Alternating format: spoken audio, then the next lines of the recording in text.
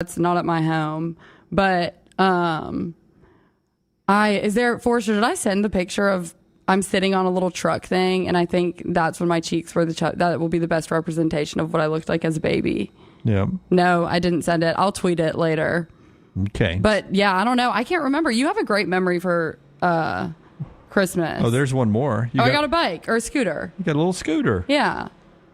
That was a good gift. I probably enjoyed that. Look at that dress. Yeah, and I don't know why I look so unhappy and startled in most of these. Well, I didn't like. The pictures. chat room said Auburn probably had just lost a bowl game. Probably the Birmingham Bowl. Scott, what do you have for us, man? Walk us through yours. So, like Taylor, I have very little recollection of anything that I got as a kid. I can't believe y'all's memories are so bad. Yeah, I don't know. I'm remembering back in the 1700s, it seems like. So, apparently, I got a tricycle one time. Check out the tidy whities. Yeah. I'm going to take my damn pants off and ride this tricycle around the house. Around Dallas or wherever Austin. That's right. You're getting ready for the Austin naked bike ride. That is fantastic. Shout out to my mom who got a late night text from me that, hey, can you hook me up with some old Christmas pictures? Oh, I sat at my parents' house for an hour yesterday. I couldn't stop once I started opening albums. Well, what else you got? I got a telescope, apparently, in 1986. You don't remember this? No, not at all. You're old enough to remember you got a telescope here. I do remember, so the Auburn pennant on the couch back there, right. I do remember having that on my wall. Probably because you had it on your wall in high school, probably. You probably kept it there. Were you into space? No. Could you see anything other than telescope? Could you see anything other than the moon with that telescope? I don't think the magnification was too great in that one. The date, though, is exactly Christmas Day, 1986. Look at that. That's crazy. America was great then. I was in college. War Eagle Forrester. Yeah, check that shirt. Yeah, that's a legit awesome. shirt. I'd wear that shirt right now. I would. Lincoln would Maybe look so cute in that shirt. Yep. I love the stripes on the arms like that, too. I love jerseys that have that. Yeah, so that's me with a He-Man toy there. My little sister, Brian, tearing into something behind me. Yep. Anything else? Yeah. Got a little monster truck action there. I like that. I like that. The bowl cut. My brother used to rock one of those. Which does either one of your kids look like you think? Yeah, I've been told that both of them both of them a little bit, especially in the eye department. Yep. They've got your eyes. That's a good thing, too. You got good eyes. Thank you, John. Yeah, you're welcome. A little uncomfortable. Awkwardly. Yep. Any more? Last one. Oh, not the hat. Yeah. What are those called? Pretty sweet beret there. Beret. All right, Tyler, walk us through yours really quick, man. We got about a minute. I'm so sorry I put you against the wall. It's all good. So I don't have any Christmas pictures with me in them. So it's a lot of stock photos and Amazon pictures for me. Okay. PlayStation 2? Yes. I was waiting for it to pop up. Yeah, I got that when I was 6 years old. Greatest gift ever. So many games were great. Sly Cooper, all the SpongeBob games. Yeah, kept me entertained forever. Me too. That was the first one I got. How did I forget about a DS? Right? DS. It was DS. Yes. PictoChat. Oh, PictoChat was legendary. And then going home on the bus every day, and one kid would buy Mario Kart, and then everybody could play. Oh, are you serious? Yep. My son. PictoChat. And you could have dogs on there. Yeah. Nintendogs was great. Nintendogs. My son was Soul Silver was my favorite. My son is a brilliant mind, and his life changed when I bought him that. He became a video guy instead of a reader. He stopped reading the moment I gave him that. The Nintendo I DS. did too, so I understand. What is this? Oh, it's the Sony PlayStation. Another one? Oh, yep. PlayStation 3. Upgrade. Yep. I upgraded and never looked back. The graphics got so good, and I spent an ungodly amount of time playing Skyrim and GTA and everything else on that. You got one more, or is that it? I got two more. Okay, CR7 cleats. Oh, yes. You might remember these little Soccer cleats. The Cristiano Ronaldo cleats that Nike made. They were huge back then. Okay, one more. Oh, and then I like those. Yes, Jordan 1s. This was a Santa present from last year. One of my Last favorite- year? Yes. I stay on the nice list, Jim. I keep getting Yeah. presents. I'm working with babies. Make your final pick. We got 15 seconds. Everyone in the chat room is telling me Georgia State, but I'm going Utah State because I just read that they are 9-0 straight up win favored. Hurry up. So Make the pick. it's picked. There's the board. We'll send it out on our social platform. Have a Merry Christmas, everybody. Until next time, God bless you. God bless America.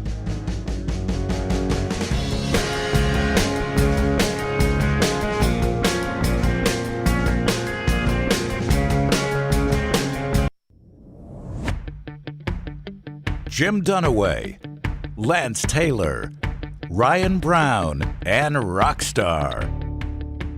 Live from the Birmingham Racecourse Casino Studios, the next round, presented by Bud Light, is on now. Everybody back together again a day after Christmas. Hope everybody had a great and Merry Christmas, and we're ready now. Game week for both Auburn and Alabama. Michigan, Alabama, and the other playoff teams leaving campus today, making their trips to New Orleans. And is it New Orleans? Yeah, New Orleans and down to Pasadena. Should be a lot of fun there. Got a little fun with Ohio State social media coming up later. We'll get to some Christmas gifts from you folks and us on the desk coming up. We'll start with the NFL. But first, while you guys were gone the other day, Taylor kicked my ass. I saw this And a on little social bowl media. pick'em. Yeah. Yep. The Little T and JD challenge. 5-3, she beat me for a gift card from our friends at Woodhouse Day Spa. Were you going to get a gift card as well? Yeah, absolutely. Okay. I was going to get a nice massage before I went out to Pasadena. So that's what we were playing for. And What kind of massage do you want, sir? I'm going to go with nice today. Yes, a nice pre-Pasadena. A pre-Pasadena massage. If you'll notice, though, LT, the pink were my picks, and I lost every one of my picks. And Little T didn't do well on her picks either, but she got the one deciding one 5-3. These bowl games were hard to figure out over the weekend. It makes sense. Makes sense. Northwestern over Utah for me. Makes no sense. It made no sense. No. I mean, they are tough to figure out. I think the bowl games now. Lance does this, kind of for a living. It's not the only thing you do, but it's part of your living. So you look at this differently than I think most people do. You look at your system of doing it. I've got to imagine doing bowl games now is probably harder than it's ever been. Yeah, it really is, because you think about the opt-outs and the last-minute opt-outs, and you got a transfer portal quarterback tonight that will be starting for Minnesota. You've got a backup quarterback for Rice that will be starting tonight. These numbers fluctuate so much. I mean, an example, Minnesota opened as a 7-point favorite against Bowling Green. It's down to 3.5, and a lot of that has to do with the starting quarterback. But yeah, it really is difficult. It was difficult even before all of this, because you didn't know who was motivated to play in these games and who wasn't. Yeah. But I just thought to myself, Brownie, Utah. I've seen Utah. I know how much this guy respects the program of Utah and Northwestern. So I was like, oh, winner for me here.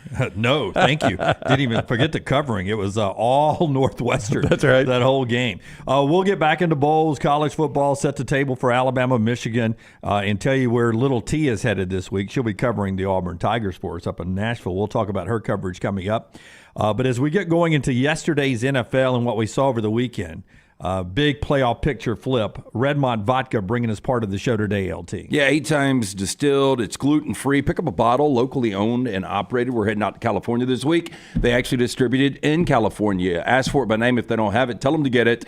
It is the local, incredible product that is Redmont Vodka. Okay, here we go. So let's just say the playoffs started today, Forrester and Lunsford and everyone. Playoffs started today. Rockstar's Lions would be in. Here's the NFC, projected NFC bracket right now. The Lions have clinched the division. They're sitting at a 3 seed, and look what that first round matchup would be if it started today. Yeah, would love it. The LA Rams and the Detroit Lions. The You old would Jared love Goff it. revenge tour. Yeah, would love it. Yeah. Because of the golf situation. Well, right? I just think the way the Rams are playing right now. Look, there's the NFC obviously is wide open. I just thought it was San Francisco and everybody else, and then San Francisco, you watched last night, and Brock Purdy throws 4 picks, and then you realize, you know what? Maybe San Francisco is beatable. And But by the that's way- the only team that I would want to the only thing I don't like about that is the winner of that would have to play San Fran. Yeah. And by the way, congrats, Rockstar. First time your Lions have ever won that particular division. Yeah, since we've been together, right? Or No, first time ever. yeah. That division. It used to be the NFC Central. It is now the NFC North. So congrats. All it took was Aaron Rodgers leaving. Yeah, it's true. That did help you. Yes, Aaron Rodgers leaving. Yeah, the ironic thing is Great whenever observation. he would win it, they couldn't do anything with it. Oh, I know. And they haven't had a whole playoff game. This century? It's been a long time. I saw the number over the weekend, but It was the old Pontiac Silver. oh right? yeah, they have not played one at Ford Field. I do know that. But like you know, 91? if San Fran loses a game and Detroit wins out, Detroit's going to be the 1 seed. So if San Think about Francisco loses another game and Detroit wins if out, San Fran loses another game and Detroit wins out, San Fran is your number 1 seed. Detroit's your number one Excuse me, seed. Detroit is, yeah. Yeah. So Meanwhile, in the not the American League, The but American. in the AFC, Brownies Dolphins clinched a playoff spot with an exciting win over the Cowboys. my best of the weekend. The Ravens get a big win last night over the 49ers, and they now are considered to be the best team in the National Football League. And then there's the Chiefs at 3. Let's start reacting to them first. As everyone in the chat room is saying, the Chiefs look broken. Oh, they are. broken. yeah, they are. They're not They a very are. good team. For the first time ever, I'm like, God, I hope we can play the Chiefs in the postseason. You know what is crazy, too, is they finally have a championship-like defense. Yeah. Right. Like, their defense is really good. If you watch that game yesterday, it was within 17 seconds, 2 touchdowns. 13 points right there because they went for 2 on one of them. So 13 points in 17 seconds was different in the game. Yep, and that was the difference of the game. But their offense is broken right now. Yeah, it's a mess. I think here's the problem is they don't have any good receivers. So you know what everybody's doing to Kelsey? They are just blanketing him because they don't fear their receivers. That's right. They don't have Tyreek Hill. They don't have to double team anyone Yeah. else. They can double team and take Kelsey out of it. Right. I mean, you watch the Dolphins offense, just how many guys are open simply because Tyreek Hill runs a route, right? And other guys are open because of that. The Chiefs used to have that, and they don't anymore. And now what has been one of the best tight ends of our generation is pretty much a non-factor. Yeah, I love the fact. By the way, John saying Browns and Lions both have 10-plus wins for the first time in 70 years. That's happened. Used to 70, be right? 70 years, yeah, 70 years. Browns are locked into the playoffs. It looks like they're going to make the playoffs. That's a pretty amazing story. Your Dolphins-Cowboy game was entertaining. It was just an entertaining football game. First of all, they got the uniforms right. Oh, of course they did. Yeah, playing in Miami, it Yeah. felt Super Bowl-esque. Yeah. You know, it had a Super Bowl holiday feel to it. They had the Miami old school uniforms on, the Cowboys. There was a little humidity in the air. It just felt like the holidays. It was a good watch. Yeah. I was able to catch the last 6 minutes of it after watching my Buccaneers blitz the Jaguars. Yeah, I had that one on too. The Jags are a mess right now, but no, it was a fun game. At the end, as a fan, like the whole time, I thought we were relying way too much on a kicker that is shaky beyond 50 yards, and he makes 3 beyond 50 yards. Yeah. Like if you'd told me Jason Sanders had to make 3 50-plus field goals, I don't know that I turned the game on. That's how bad I would have felt about it. But boy, he was solid, and the Dolphins got the win. Kind of a messy game, two Super Bowl contenders. Yeah, playing each other. the difference in the game was the first possession. Yeah, where the Cowboys should have probably scored, but Sean Elliott makes a great play on the goal line. And then, of course, I thought this, and I'm watching by myself at the time. My family had not come down yet. I thought, when you see a play like that should have been an easy touchdown, right? And he makes the play. I'm like, there's a reason he made that play. And the very next play, they fumble. Oh, see, there you go. Yeah, and it looked like for a minute, Dallas was going to take over Philadelphia, possibly get the 1 seed, and now they've lost back-to-back games against good teams at Buffalo and at Miami. And I don't know if you really are paying attention to this. I guess you are. If you guys lose this week, if you lose back-to-back games, or I guess if you lose this week, it will come down to Buffalo and you guys For the division. For the division. Yeah, but you feel pretty good. You're clinched now. So we're in the playoffs. Yeah, there's no fear of you missing now. Yeah, I think our worst possible scenario is 6th seed. I think that's the worst possible scenario for the Dolphins. But it's still a huge difference. Yeah. No, there's no doubt. I mean, you could go from the 2 to the 6. Yeah. Yeah. So Miami's at Baltimore, and I got to be honest with you, as a Dolphins fan, that's exactly how I wanted this to play out. Is Baltimore look really good against the 49ers, beat the 49ers because they're probably not going to lose back-to-back games.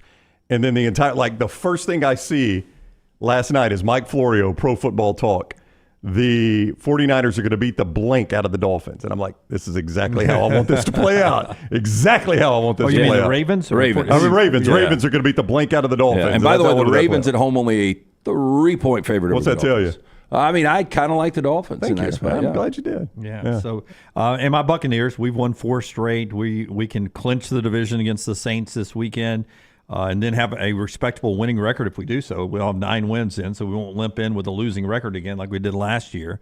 And I like the way Baker's playing right now. He's playing out of his mind. So it's been really, really good. His so far. December has been elite. No way. Yeah, I don't think we lost in December. No, and I saw his numbers. I think he's 10 touchdowns, no picks, and he's thrown for like something crazy yardage in December. Running the ball better. Yeah, he's playing he may be playing his best football of his career right now. Oh, yeah. That's crazy. Yeah, and he's such a good team guy, and he's got Mike Evans engaged. He's really good with Chris Godwin and White running the football these days. They're looking better and better. So everybody pretty excited about their teams as we get ready for the home stretch, final 2 regular season weeks of the NFL. But we'll turn to college football and then get some Christmas gifts here in a second. On the show today, Chip Brown is live with us at 10 Central, talking about Texas and Washington, that other semifinal game that goes after the Rose Bowl. Joel Klatt joins us at 10:25 to set the table from Southern California, where he will be calling us from today. So we got that coming up in the second hour of the show as we're live with you on this December 26th. It is show number 604, being brought to you in part by our friends at A+, the people that reworked both LT and Brownie's bathrooms. That's and right. You should have heard Taylor do this read on Friday. Oh, I would like to hear that. She knocked it out of the park. Did she act like she's seen either one of our bathrooms, which would be kind of weird? She did not. Okay, good. Well, she's seen pictures of them because Scott shows you pictures of them if you're watching us on video. And what Scott is showing you right now is the before for my bathroom. It's the way we bought it when we bought our house several years ago. We weren't crazy about it. We wanted it a little bit darker and more updated. So my wife scoured the internet. She found Brad Bell, A+ Tile Home Remodeling. That's after she talked to contractors, read reviews, talked to people to use certain contractors. And, buddy, am I glad she found Brad Bell because he did tremendous work. We gave him our vision, a darker, more updated bathroom. He didn't try to talk us out of it, tell us what we should be doing. He was like, yeah, I can do that for you. Did it exactly like we wanted. It looks great. His crews were fantastic for us. In fact, Lance saw the work and it was like, hey, I'd kind of like to have mine done as well. And if you see the photos of Lance's, he did the exact opposite. Went from darker to lighter. It just shows you Brad's not trying to sell you on one vision to get in and out of there quick. He wants to do it the way you want it done. Master Bath and Kitchen is where you make your money back when you go to sell your house. So if you're looking to update your house, Master Bath and Kitchen, and I am told I need to reach out to Brad and see if he's ready to rock on this. He's about to start doing master bedroom closets. I mean, that's huge, man. If you could update your closet. Yes. So Master Bath Kitchen and Master Bedroom Closet.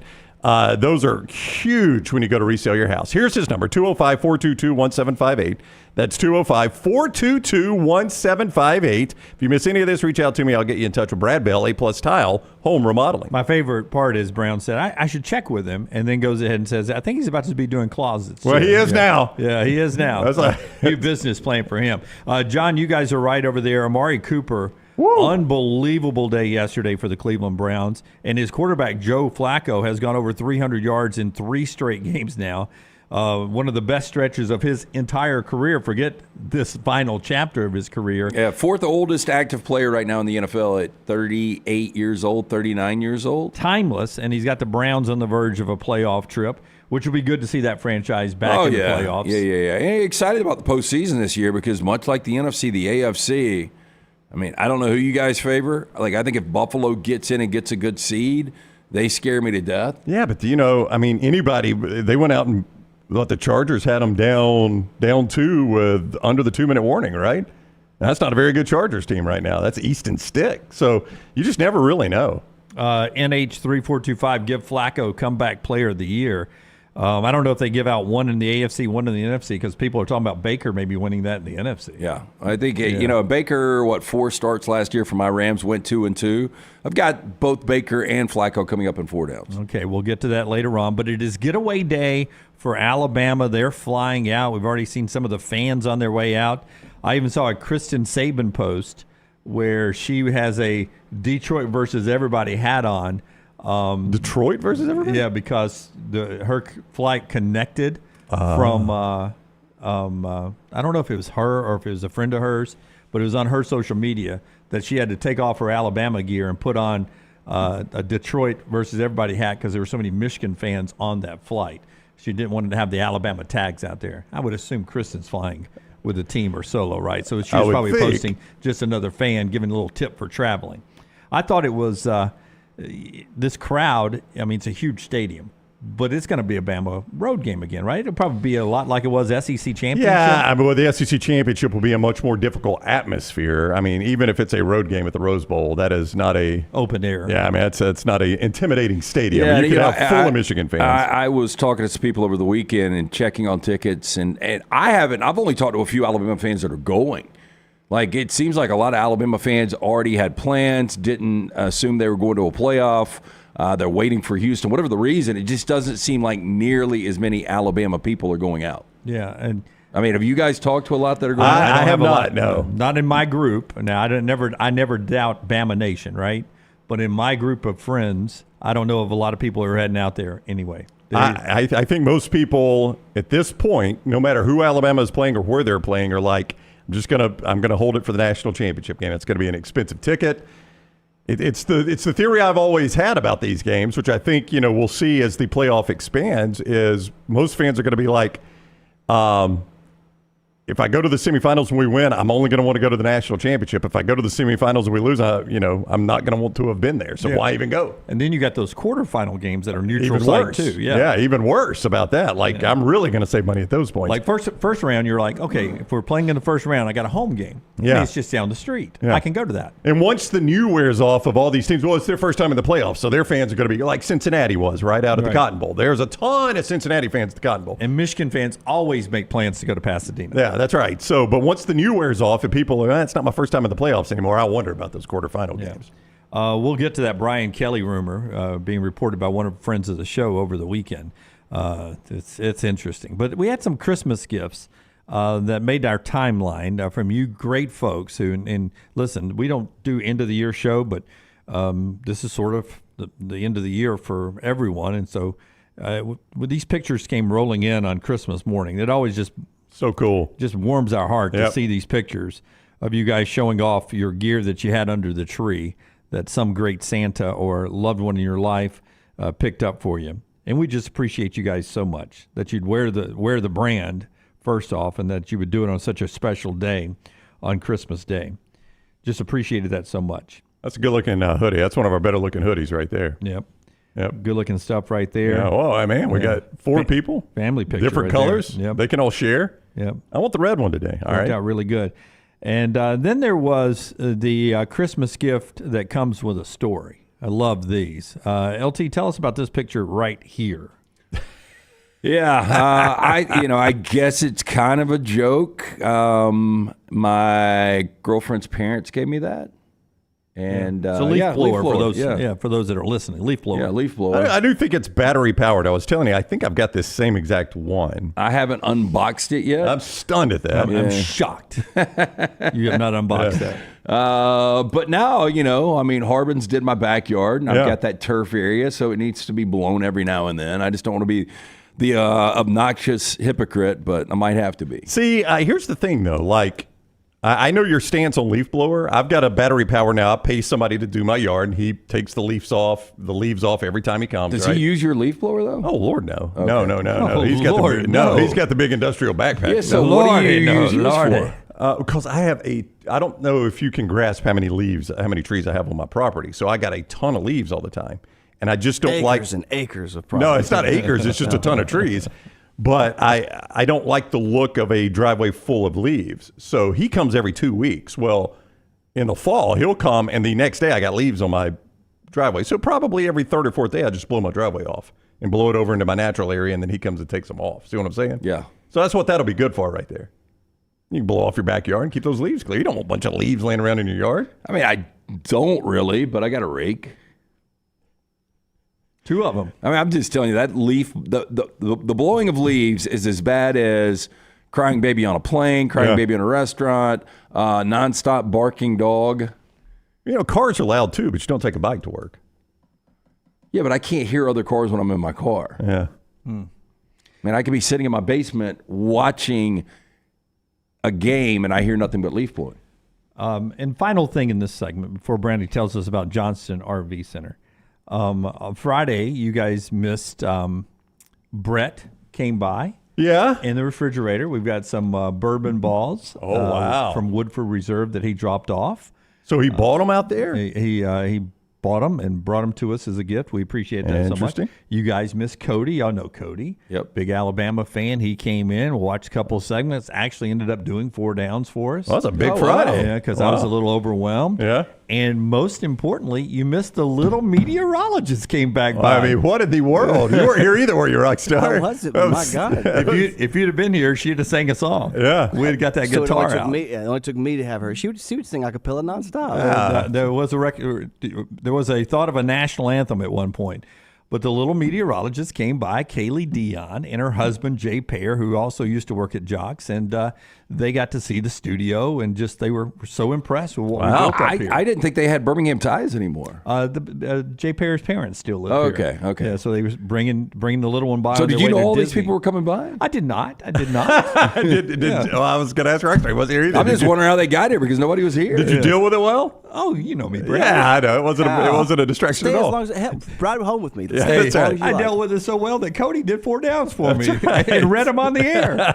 He didn't just do them. He stood over there and read them. Yeah, good I would for not him. let him sit in your chair, though. Oh, thank you. I said you stand up. You can't sit in the chair. That's right. Nobody sits in It's Brown's chair.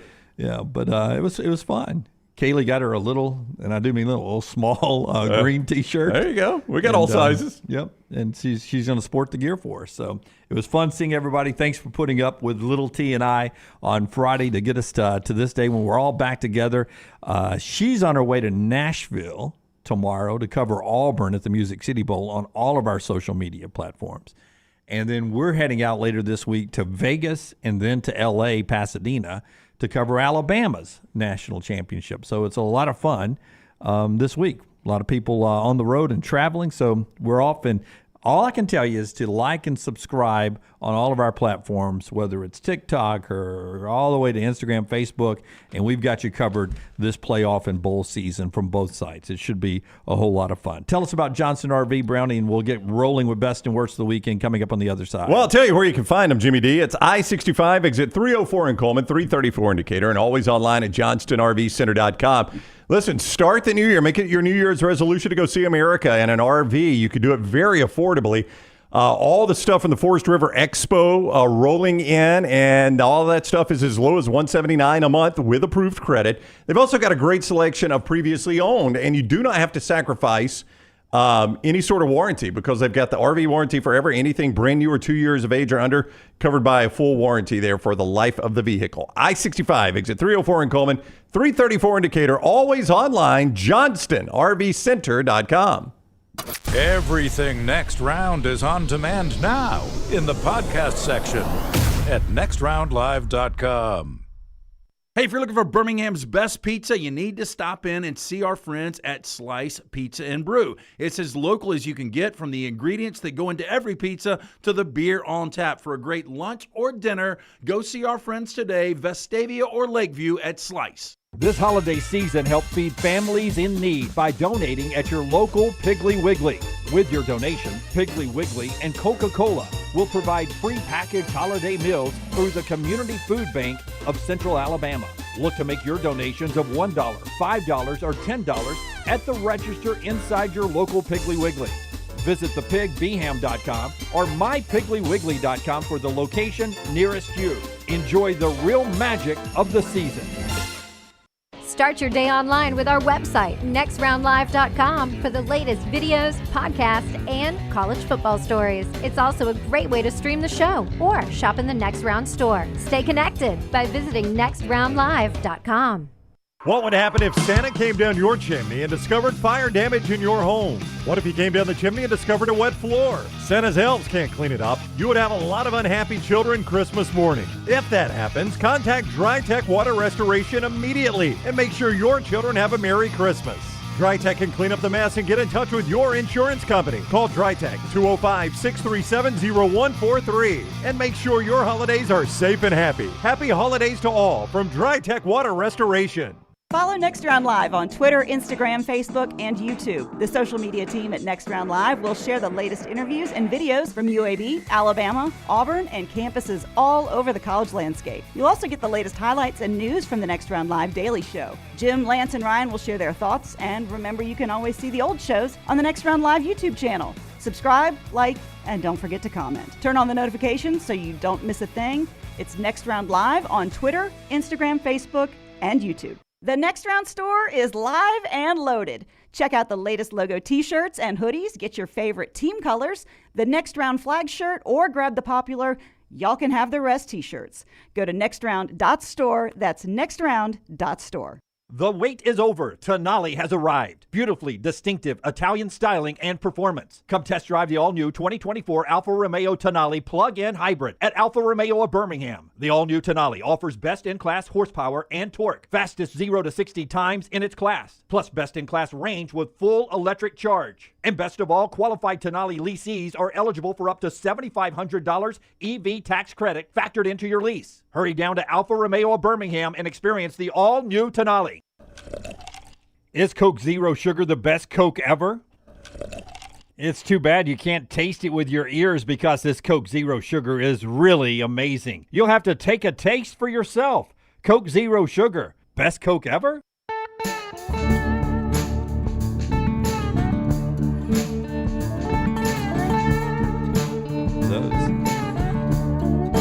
Back with you on the Next Round Live today. We got bowl games happening tonight all over the place. Before we get to best and worst of the weekend, we'll do our Coke Zero scoreboard update right here. Is Coke Zero the best Coke ever? You'll have to taste for yourself. All the great flavor in one bottle. It's our friends with Coca-Cola. Coke Zero, best Coke ever? Taste it for yourself right now. Today, 3 bowl games in Detroit, Bowling Green, in Minnesota. Minnesota got in with that little 5-7 record. Well, they were the only sub 500 team that was actually invited to a bowl. Yep, and there we go. They're a favorite today, 5-7, but the favorite over Bowling Green, who's 7-5. Yeah, and Bowling Green's quarterback, Connor Baselick. Remember the former Missouri? Yeah, the old Mizzou guy. Yeah. So we got some former Is he playing? SEC. Oh yeah, he'll be the starting quarterback. You got 2 former SEC quarterbacks in 2 of these bowl games starting today. That includes Texas State? Yep.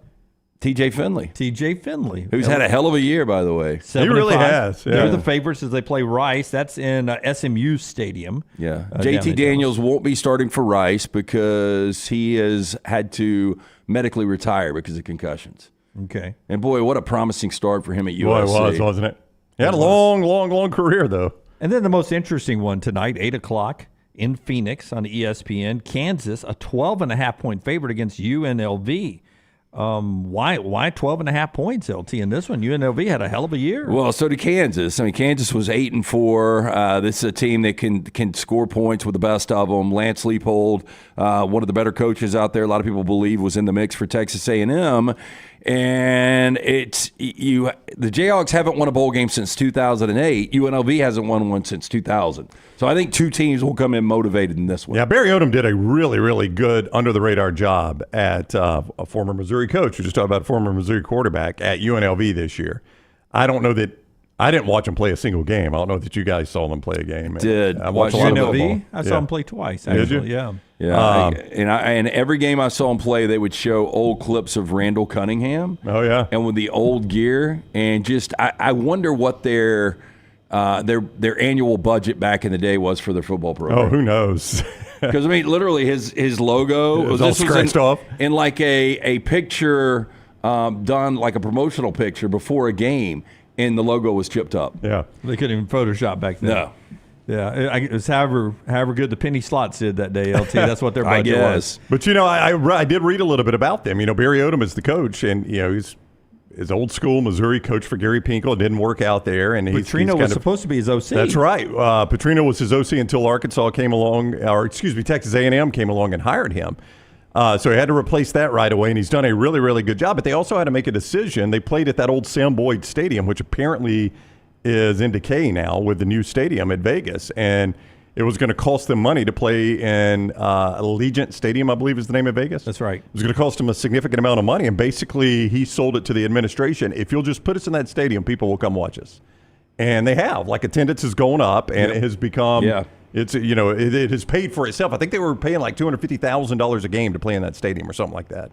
So it's just a pretty cool story how they kind of bet on their program like that, and it paid off. Yeah, trending in a good direction there. So I just thought 12.5 was a big number. That tells me the Kansas quarterback situation is it's down to 11.5 right now. Okay, 12.5 this morning. We got line 11.5 movement down. So trending in a way that would tend UNLVs to play then. Not that I know anything. I just hit 2 more parlays yesterday. Wow. One in the NBA, one in the serious? NFL. Yeah. I mean, not big money. It's not like I've got tons of trees on my property or anything. I don't know how that is a humble brag. It's a lot of trees. I didn't say anything about you. Oh, bull, Dunaway. I just threw it out right there. Okay, here's the story I don't understand, and you guys make the case here because it started happening Friday. Our man Moscano talked about it last week on his show. His sources are telling him that if the Michigan Wolverine head coaching job comes open, that Brian Kelly is interested in leaving LSU to go back to Michigan. This is a guy, where is he? He's Baton Rouge, right? ESPN Radio Baton Rouge. Moscano yeah. He's right there. Same place T-Bob. He does afternoons where T-Bob, I believe, and Hester do mornings. Well-respected voice down and covering the LSU Tigers. Something weird. SEC. Yeah, something weird's going on there. I don't know. Mike Denbrock fled. I shouldn't say fled. Notre Dame's a good job, but yeah, I mean, we sat here and said, all you got to do is look at the head coach at LSU, and you know Notre Dame's not going to outbid them. Well, yeah, and you know what the better job is, right? I would think. Mike Denbrock, I guess, thought it was Notre Dame. So he's back with Marcus Freeman. Marcus Freeman's third offensive coordinator. Yeah, Matt said this on Friday show. Denbrock's from the Midwest, loves Notre Dame. Denbrock never wanted to leave Notre Dame, but Swarbrick threatened to fire Brian Kelly after going 4-8 in 2016 unless he changed up the staff. So apparently Notre Dame is where Denbrock has always wanted to be and finally gets to go back there. Good move by Jack Swarbrick, by the way. Yeah. Mike Denbrock, one of the best offensive coordinators in the nation this year. Brian Kelly left you eventually to take the LSU job. Yeah. This would be wild if he takes the Michigan job, if in fact Harbaugh goes to the NFL. Yeah, the only thing I can think is all those years at Grand Valley State, and ultimately had his better years there when you're talking about winning championships, won multiple Division II championships, and then he coaches at Central Michigan for 3 years. So maybe he just loves the area. I don't know. I think it's a strange move. Easier path to a national championship. I wondered at least to a playoff. Well, it's so hard to say now with the playoff. I just don't know what the playoff's going to look like. But I'm just telling you, you're going to. And mine had a question. I wasn't saying that, Lance. Mine had a question mark at the end. Well, mine has a question mark. Easier path to the national championship? Yeah. Easier path to the playoffs? Michigan. You got to go high pitch for a question. Michigan is like, even with the new teams coming in, they're 1, 2, 3. Oh yeah, forever in the Big Ten. LSU, they have been 1, 2, 3 in the SEC, but they historically they can drift. They can drift out of their lane a little bit, and sometimes when middle of the pack. Everybody's at their best, LSU is 1, 2, or 3. And I do agree, Michigan's probably in the pecking order consistently a little bit higher in the Big Ten. No doubt. But I also think the SEC is traditionally going to get 4 teams in this 12-team playoff, and I think the Big Ten will get 3 teams in. So I think it'll be about the same, really. It just looks like, to me, if you run after year 2, like the SEC, I couldn't hack it. Like, I did really good things at Notre Dame as an independent when we played a little bit of ACC football. We won that ACC in that 1 year. Can't get it done in the SEC, so I'm gonna take off to the Big Ten. Brown, his recruiting. How does recruiting do this year by LSU standards? Can you pull that up real quick? So what do you want? You want LSU recruiting? Yeah, LSU recruiting this year. And if you can give me the, I don't know, just where you think LSU should be. Tell us about New York Butcher Shop LT. An opportunity. Listen, you may be tired of ham and turkey or anything else you may have had over the holiday season. Friday night baked ziti. My wife knocked a baked ziti out of the park on Friday night for New Year's Eve. Way to go, honey. It was so good. She made homemade bread for the first time ever, too. If we were in our 20s and not at the age we're at, I think she was nesting. I think she was about to tell me there was a little Dunaway on the way. She's cooking, and my daughter was making simple syrup for holiday drinks. It was a good holiday. New York Butcher Shop, you can pick up the finest certified Angus prime beef steaks, burgers, premium pork chops, ribs, all natural chicken cut to order just for you. Chef-prepared entrees, side dishes, perfect dinner-to-go choice for your family, ready to heat at home. And also, don't forget about the huge deli sandwiches and catering options for your next business lunch meeting with a great selection of fine wines and desserts. New York Butcher Shop, one-stop dinner shop, 2 locations, Cabo Heights, Highway 119 in Greystone. The New York Butcher Shop, rare quality, well-done service. So LSU, Dunaway, finished 9th in the country this year, according to On3. So that was 5th in the SEC or 6th? 5th, I think. I think it's 5th in the SEC. Yeah, I think that's right. I've got their overall. Hang on, and I'll pull it. I mean, I've just got there. So you got Georgia 1, Bama 2, Texas 3, Auburn 4, LSU 5, 5th in the SEC. Oh, wait, Oklahoma 5, LSU 6, 6 in the SEC. 6 in the SEC. Yeah, and Notre Dame, by the way, finished right behind them. Michigan, for the record, if we just want to start comparing, where was Michigan? I think they were like 16th or 17th. I think I had them at 24. 24 is where you got them? That's Missouri right here. I can't find. Oh, there they 17th. Yeah. 17th. Wow. I mean, when is Michigan ever in the top 5? Yeah, I know they don't. It's not like Jim Harbaugh just tears it up recruiting.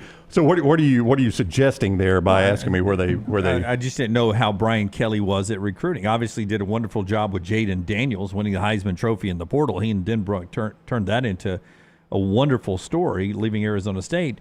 But LSU should be elite in recruiting just because of the talent base in Louisiana and so close to Texas. I mean, look, it was a weird fit. I thought it was a great out-of-the-box hire. I thought it was the best hire of the offseason. I thought, this year they were going to win a national championship. If you would have told me Jaden Daniels wins a Heisman Trophy, I would have doubled down on that prediction. Who would have thought their defense would be that bad?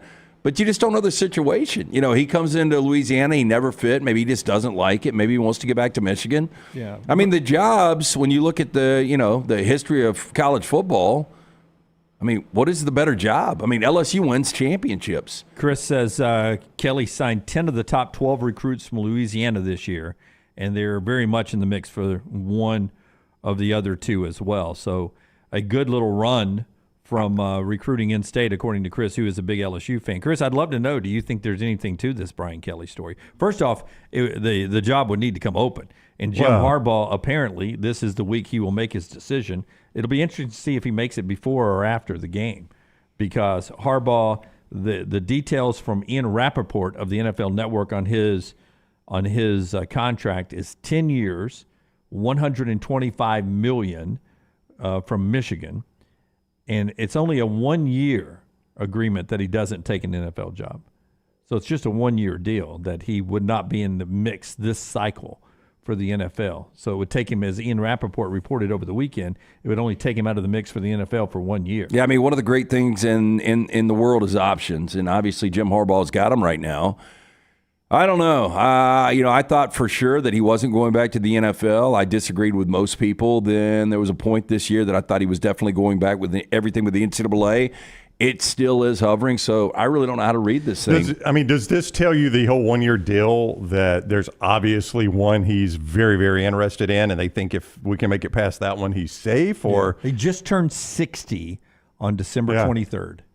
I mean, would you think it's Chicago or L.A. that he is that interested in? Well, look, watching Fields this past weekend, I had a conversation. I was like, boy, he'd be good in certain offenses. And you got the number 1 pick. Yeah. Because they've got Carolina's pick. So you can go receiver. Yeah, you can go Marvin Harrison Jr. if that's who you want, or any other receiver in football. I just don't know if that's Harbaugh's style of quarterback. I don't know. I would go... much more proven is Justin Herbert. He is. Now, he's done really nothing for you in the postseason, but he is a better quarterback, I think, than Fields. So, that's what I'm asking, though. Do you think that shows that there's one he obviously wants? They know he wants it. And if they can survive that one, they don't fear losing him to the NFL. Yeah, look, and I don't think Harbaugh, I think that would really deflect and take attention away from the team and the game if he was to announce something. Not if he's staying. If he's staying, right, yeah. Like if we don't hear anything before the game about this contract being done, because that's a big opportunity. Everybody's looking for stories with this national media with gathering. Us. He's going nowhere. That's right. Now they're a very senior laden team. This is their best shot to win a national championship for the foreseeable future. Yeah, this is the one team. The other 3 teams, and Alabama fans will disagree, But the other 3 teams, they lose this game, whether it's Texas, Washington, or Alabama, you're like, damn, what a season.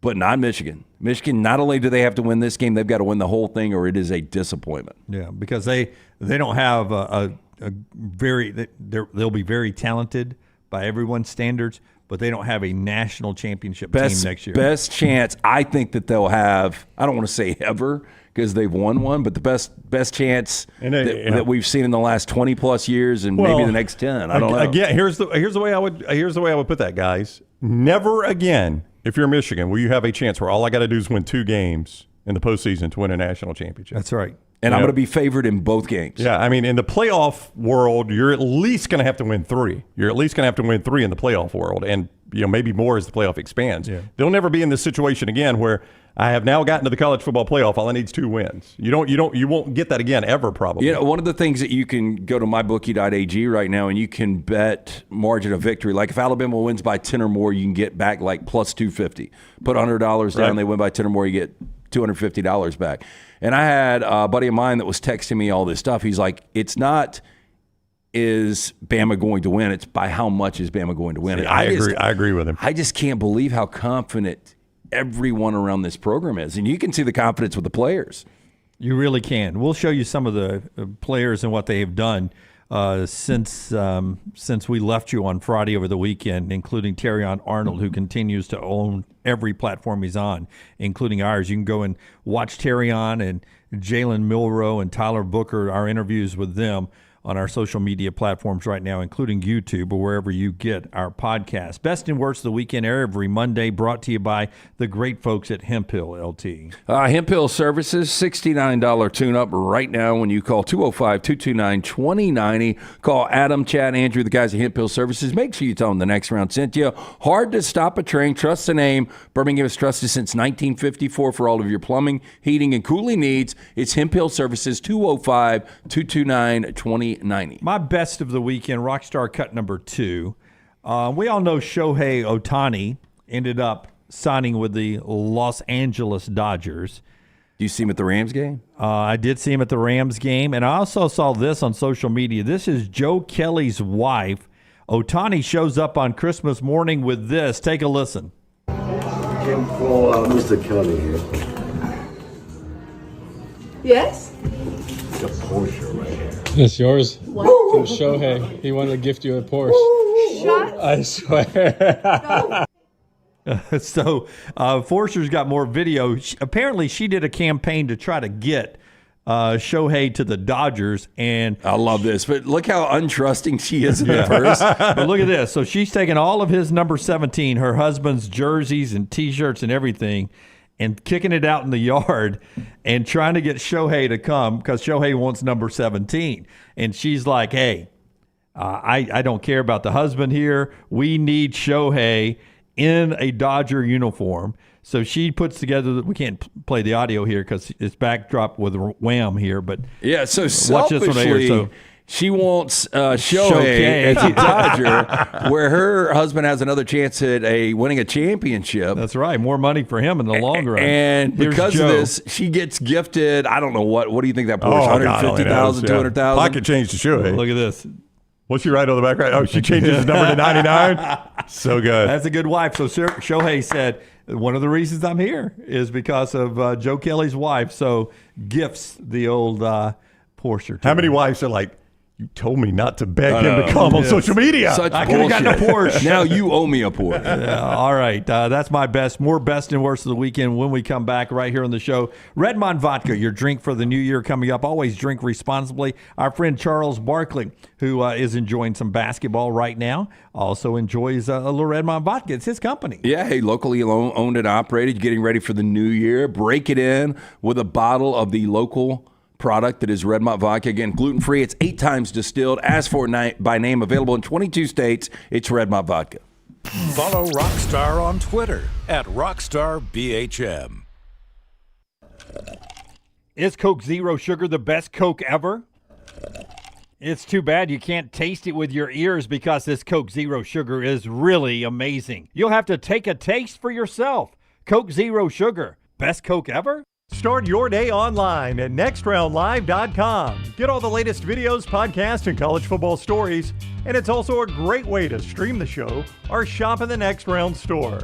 Stay connected by visiting nextroundlive.com. Are you ready to make this holiday season one to remember? Legacy Credit Union is here to make your dreams come true with their lifestyle loans. Whether you need a little extra cash for gifts or you want to take that unforgettable holiday vacation, Legacy has the right loan for you. With affordable monthly payments, flexible terms, and absolutely no collateral required, Legacy Credit Union is your trusted partner for your stress-free holiday season. Apply in minutes. Go to LegacyCreditUnion.com to get the financial support you need to enjoy the holidays to the fullest. Again, LegacyCreditUnion.com. Some restrictions apply. See credit union for details. Federally insured by the NCUA. Hey, Lance Taylor from the Next Round to tell you about one of our favorite places for breakfast, lunch, and dinner. That is Hamburger Heaven since 1982. Hamburger Heaven has been serving Birmingham's best hamburgers, cheeseburgers, French fries, hand-spun milkshakes, and sandwiches made fresh to order. All of their ingredients are fresh and prepared daily. This includes their beef, always fresh, never frozen, hand-pattied each and every day. For breakfast, lunch, or dinner, visit any of the 4 locations: Highway 280, Irondale, Gardendale, and Homewood. Hey, Lance Taylor from the Next Round. You've heard me for years talk about our friends at Bromberg's Jewelers, and we welcome you to stop by and see that great customer service at the Mountain Brook and Summit locations. But we'd also love for you to check out their new online shop. They've got plenty to choose from. Great gifts, big and small. Available online, they've got David Yurman, Tudor watches, select diamond and gemstone jewelry, William Henry, seasonal and favorite giftware items, and baby gifts as well. They've even got an online sale section. For more information, Brombergs.com. Make sure to start your day at nextroundlive.com. Get caught up on the latest podcasts and videos from the live daily show, plus specialty shows such as the Mystery Fifth Hour. You can also learn more about the whole staff at Double Down Media, find all of our social media feeds, see the latest videos from our YouTube channel and gaming channel, plus find other ways to consume the show like the Next Round mobile app, which you can download direct from the site via your iOS and Android device. Make nextroundlive.com your homepage and stay up to date with everything from us here at the Next Round. The wait is over. Tonali has arrived. Beautifully distinctive Italian styling and performance. Come test drive the all-new 2024 Alfa Romeo Tonali plug-in hybrid at Alfa Romeo of Birmingham. The all-new Tonali offers best-in-class horsepower and torque, fastest 0 to 60 times in its class, plus best-in-class range with full electric charge. And best of all, qualified Tonali leasees are eligible for up to $7,500 EV tax credit factored into your lease. Hurry down to Alfa Romeo of Birmingham and experience the all-new Tonali.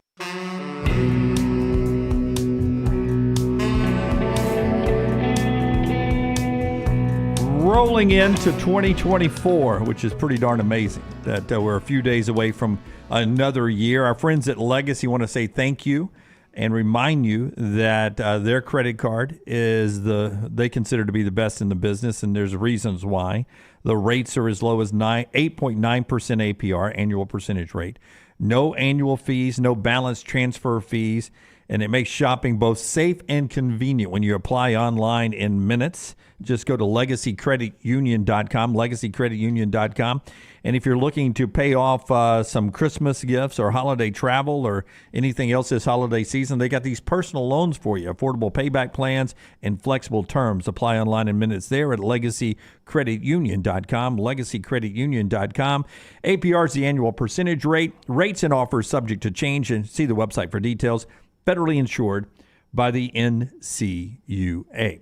All right, so bowl games coming up today. We mentioned the 3 of those. Later on this week, the SEC gets cranked up. Maybe later on we can project how we think the SEC will end up doing.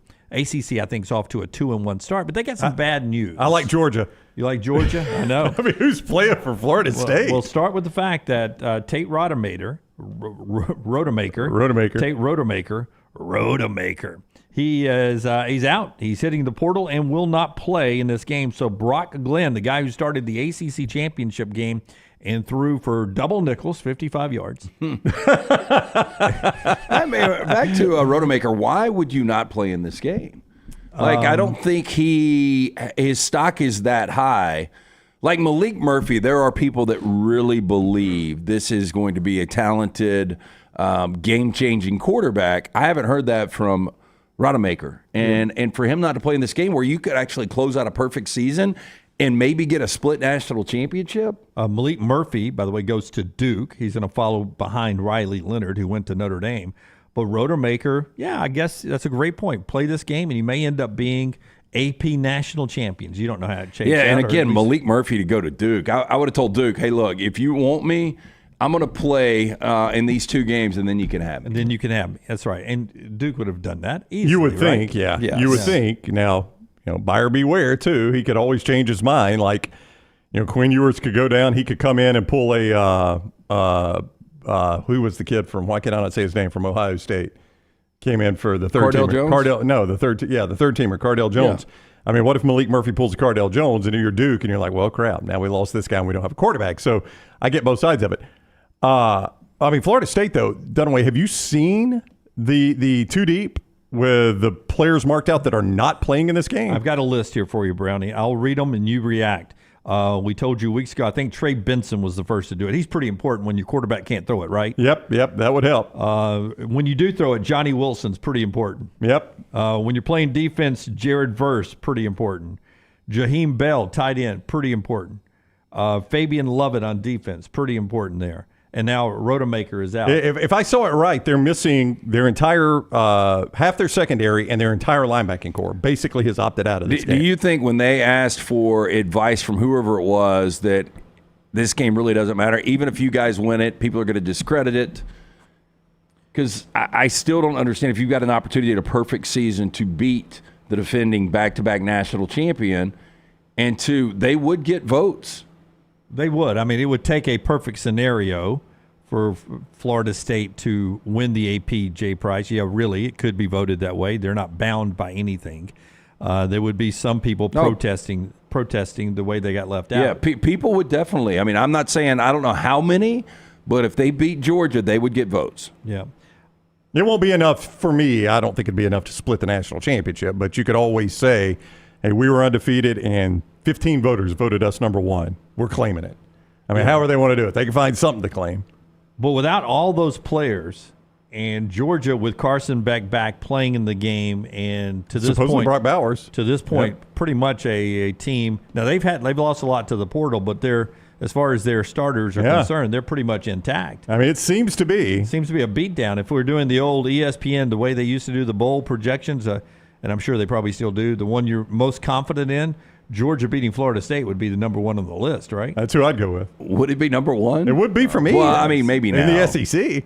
Oh, it'd be number 1 overall in the country. Yeah, maybe so. Find me another one. I mean, look, Northwestern just beat Utah.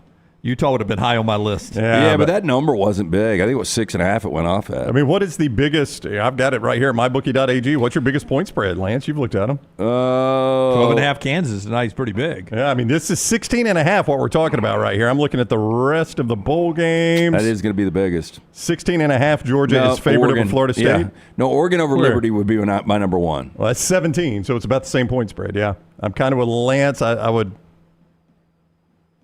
I don't know, man. Yep. Like, I don't know how engaged Georgia is even going to be in this game, but I don't think it really matters.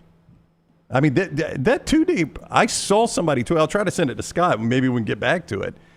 But they had redlined everybody that had opted out. And the 2 deep was incredible. It was all you could see were red lines on the Florida State 2 deep. I mean, they're going to be playing guys that have basically played against, Mercer. And they're going to be playing Georgia. And I don't even know if Georgia's going to be engaged. But this is one of those where I don't think it matters. Yeah, maybe the backups. Maybe the backups are the ones that are motivated. They're trying to prove to Kirby Smart that, hey, I belong, That's right. man. Yeah. I belong. Yeah. Zach says his 41 confidence point play was USA. At least you didn't have to sweat that one. You did not. South Alabama got a win over Eastern Michigan, playing on their home field. Won the game and probably won the fight afterwards, too. That was my worst of the weekend. I have never seen anything like that in my life. And, I didn't stay engaged in that entire game. I watched the first half. It was a blowout. over. Yeah, it was over. So I don't know the whole backstory. I think those two might have, had some exchange of pleasantries on the field during the game. They're both defensive backs. I too, Brownie, at least I read it, where Corey Hernandez is a defensive back for Eastern Michigan, and then Jamarian Burt is who he sucker punched in the back of the head. But you also was a DB. You played an entire game going through the handshakes, where if you wanted to do something, you could do something. South Alabama is all the way over in front of their fans singing the school song, and you come running out from behind and sucker punch a guy? Yeah. Like, I mean, Eastern Michigan, I know they've apologized. You got to kick that guy right off the team. Oh, yeah. There's no place for him. There could be, legally, he could have some issues. I mean, you do that in a bar. Are you going to jail that night? Yes. I mean, the game is over, man. This is not like, it's the heat of competition. The game had probably been over, I don't know, what do you think, 5-10 minutes by the time they're over there singing the school song? Probably at least 5, right? Yeah. And this Shake guy, hands, go over there. And this guy just runs up and punches the back of his head. I mean, a vicious punch to the back of his head. Hey, and I'll give 26 for South Alabama credit. He had his boys back, man. Yeah. Like, he immediately jumped in. Well, you do. You end up getting a ton of at that point, I can't blame anybody at that point jumping in the fight. You gotta go defend your guy. No South Alabama player should face any sort of punishment or anything. That's right. Because their guy got viciously attacked, and they got his back. Yeah. Congratulations to the folks who put on the Birmingham Bowl, birminghambowl.com all year long for details about the bowl game here in town. That was another one. I thought Troy would win that game. I did too. Easily. And Duke ends up winning that contest straight up. Brown had broken down why he thought Duke would win the game on our video platform. I thought he was wasting his time. I wanted to see Troy win. Obviously, John Summerall is gone now, but we always liked him. From watching the show, we love having Coach on. They just can never get it going offensively. That Mike Elko defense, and Mike Elko also is gone. That's a Birmingham Bowl staple. Interim coaches, unfortunately, for the game. They get a lot of interim coaches in that one. But Elko, you could see still those defensive fingerprints, right? I mean, Troy had a tough time moving the football. Couldn't move the ball at all. And back to your interim coach comment there, have we ever had both coaches? I don't think we have. I don't think we have. That game 23 years, you don't think we've ever had both coaches? I don't remember it. I mean, that's the nature of that bowl game, though, right? You're generally getting a team on the come-up in that game, and a lot of schools are looking for a coach on the come-up to hire, right? Yep. So, Troy, I mean, that's back-to-back 10-win seasons. I mean, that's just the type of game you're going to get there. All right, so that's a little bit of the weekend. We look forward now to the semifinals with our two guests coming up in the next segment in 2. Chip Brown on Texas and Washington, then Joel Klatt on Bama and Michigan. It is travel day for the 4 playoff teams as they're on their way to their destinations in New Orleans and in Pasadena. We'll be on our way out to the West Coast a little bit later on this week as well. The show being brought to you by our great friends at Bromberg's. Hopefully they have a day off today, but maybe not. The hardworking staff at Bromberg's after the great holiday season, making so many people smile with a great gift from Bromberg's. Yeah, stop in, check it out. They are your diamond specialists. 2 locations for you, Mountain Brook and the Summit. Nothing like giving or getting that silver box. And remember, this holiday season, rolling into the new year, if you're thinking about popping the question, you need to go see the diamond specialist, Mountain Brook and the Summit. For more information, you can shop online. Go to brombergs.com. Send Jim Dunaway on all things Alabama. Watch Talk of Champions at Rollside Pods on YouTube and wherever you get your podcasts. This holiday season, give the gift of peace and security to your home with $50 off recurring Wayne's Pest Control Services. As the weather cools down, stop mice, bed bugs, and rodents before they come in. Call 866-WAYNES-1 to gift yourself a safe and pest-free home. Sign up for any recurring service with Wayne's and save $50 off. Don't let mice and rats be uninvited guests to your holiday celebrations. Get a pest-free holiday and save $50 off recurring Wayne's Pest Control Services when you call 866-WAYNES-1.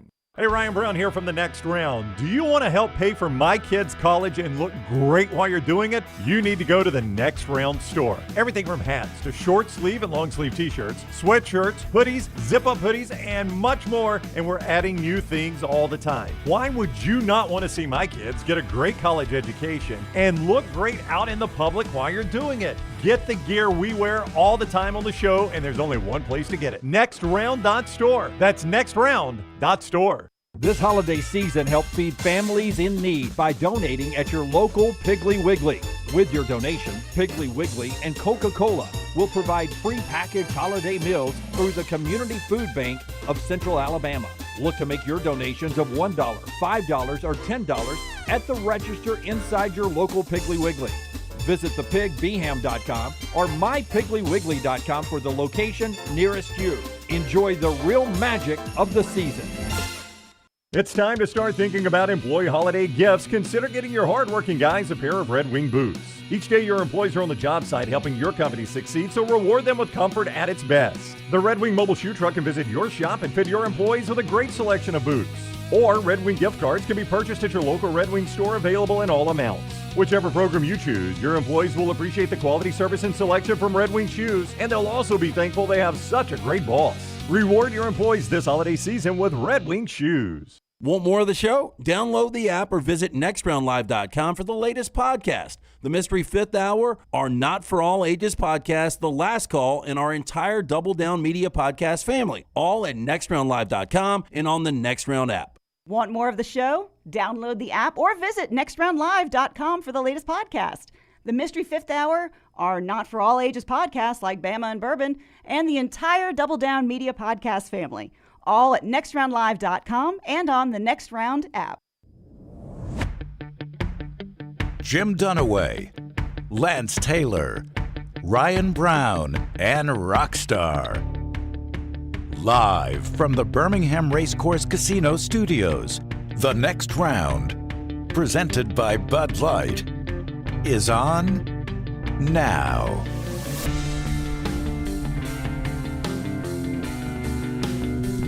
All right, here we go. Hour number 2. Chip Brown will join us here momentarily to talk a little bit about the big game going on in New Orleans between Texas and Washington. Getaway day for Alabama. You know, I forget this every year, but there's a group of folks who work for the University of Alabama that actually traveled on the 23rd of December to get out there and set up everything, practice facilities and team hotel and meeting rooms and all of that.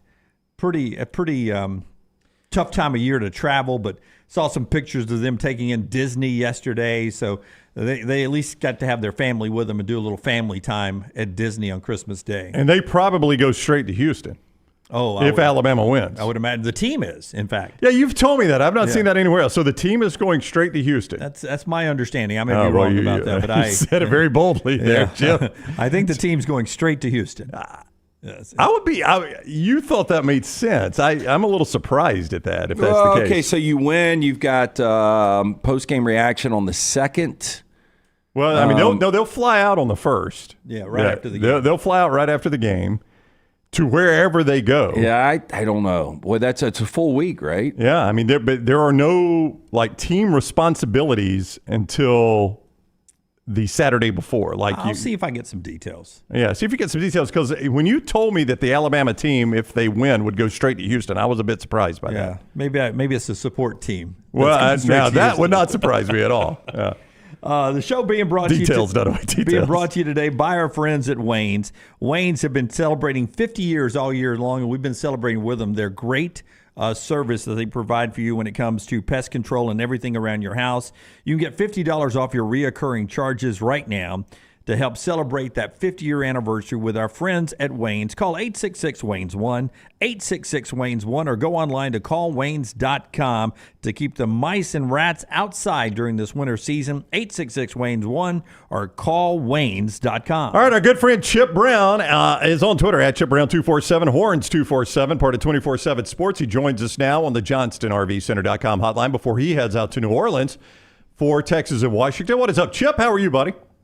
What's going on? Happy holidays. Yeah, same to you, man. I hope you had a great Christmas yesterday, and now you're into Sugar Bowl gear, and this sets up very, very well for Texas. It will be a home game in New Orleans, and if they can manage to win that one, it will be a home game in Houston. It feels like you're playing 2 home games for the national championship if you're the Horns. Yeah, I mean, this is, there were some Texas fans who were like, oh, if we don't make the playoff, it's okay if we win the Big 12 title. And I was saying, no. You've got a team that has national championship qualities, especially on that defensive line, and you have a chance to play for the national championship in Houston. So yeah, this is just an unbelievable opportunity for these Longhorns. So I think they sense it. I think Steve Sarkisian his mantra has become, we didn't come this far to come this far. So I think they sense the moment, they sense the opportunity, and we'll see how it looks on the field January 1st in the Caesars Superdome. Chip, I was saying earlier on the show, Alabama fans and their players that we've had on the show, they just seem to be ultra confident, like they are going to beat Michigan. Where is Texas with that with Washington? Because, hearing national people, it seems like most of the national guys like Texas in this game. But when you talk to fans, are they ultra confident they're going to be in Houston? And the same with that team. Well, they lost to Washington last year, and so this is part of the revenge tour that Texas has been on. It's crazy. They've been able to avenge 4 of their 5 losses from last year, including the loss to Alabama that they avenged in Tuscaloosa. The other loss was to Washington in the Alamo Bowl, 27-20, and so they get a chance now to avenge that as part of their John Wick mentality that they adopted before the season. Crazy. But I think there's concern because Texas gave up a ton of passing yards in some close calls. And it's crazy. Texas had a 20-point lead in all 3 of these games against Houston, Kansas State, and TCU. But then those teams threw the ball well enough to get back into it to where it was a 1-possession game. And I think Texas fans still remember that. And I think after the TCU game where they had a 26-6 lead and then hung on for a 29-26 win, Steve Sarkisian said, we got to play tighter coverage. They did. They have. I expect them to play tight coverage with Washington instead of trying to, keep the ball in front of them. And so I think it'll be, a better defensive effort from Texas, but they will be without their freshman stud safety, Derek Williams, who was ejected on the opening kickoff of the Big 12 title game, the second half kickoff, for targeting. And it was a touchback of all things. So what a waste. But he will be out of the game for the first half in the Sugar Bowl.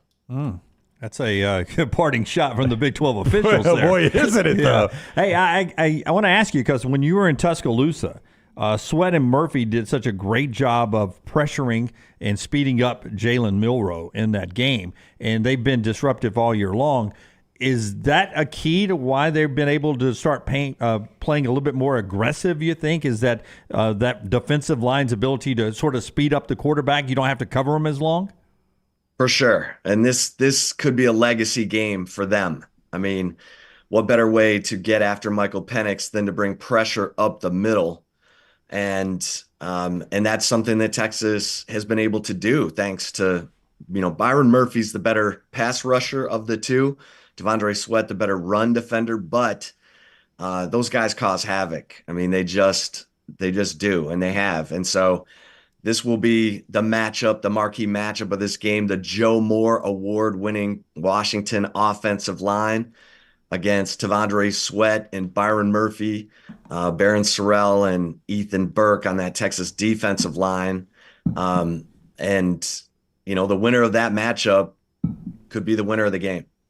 Chip Brown is with us, Horns247 at Chip Brown 247. It's where you find him on Twitter as Texas gets ready to take on Washington in the semifinals here of the college football playoff. They're playing in the Sugar Bowl right after Alabama and Michigan get finished in the Rose Bowl on New Year's Day. Chip is with us on the JohnstonRVCenter.com hotline, JohnstonRVCenter.com. Quinn Ewers is, if I described his career as up and down, is that fair?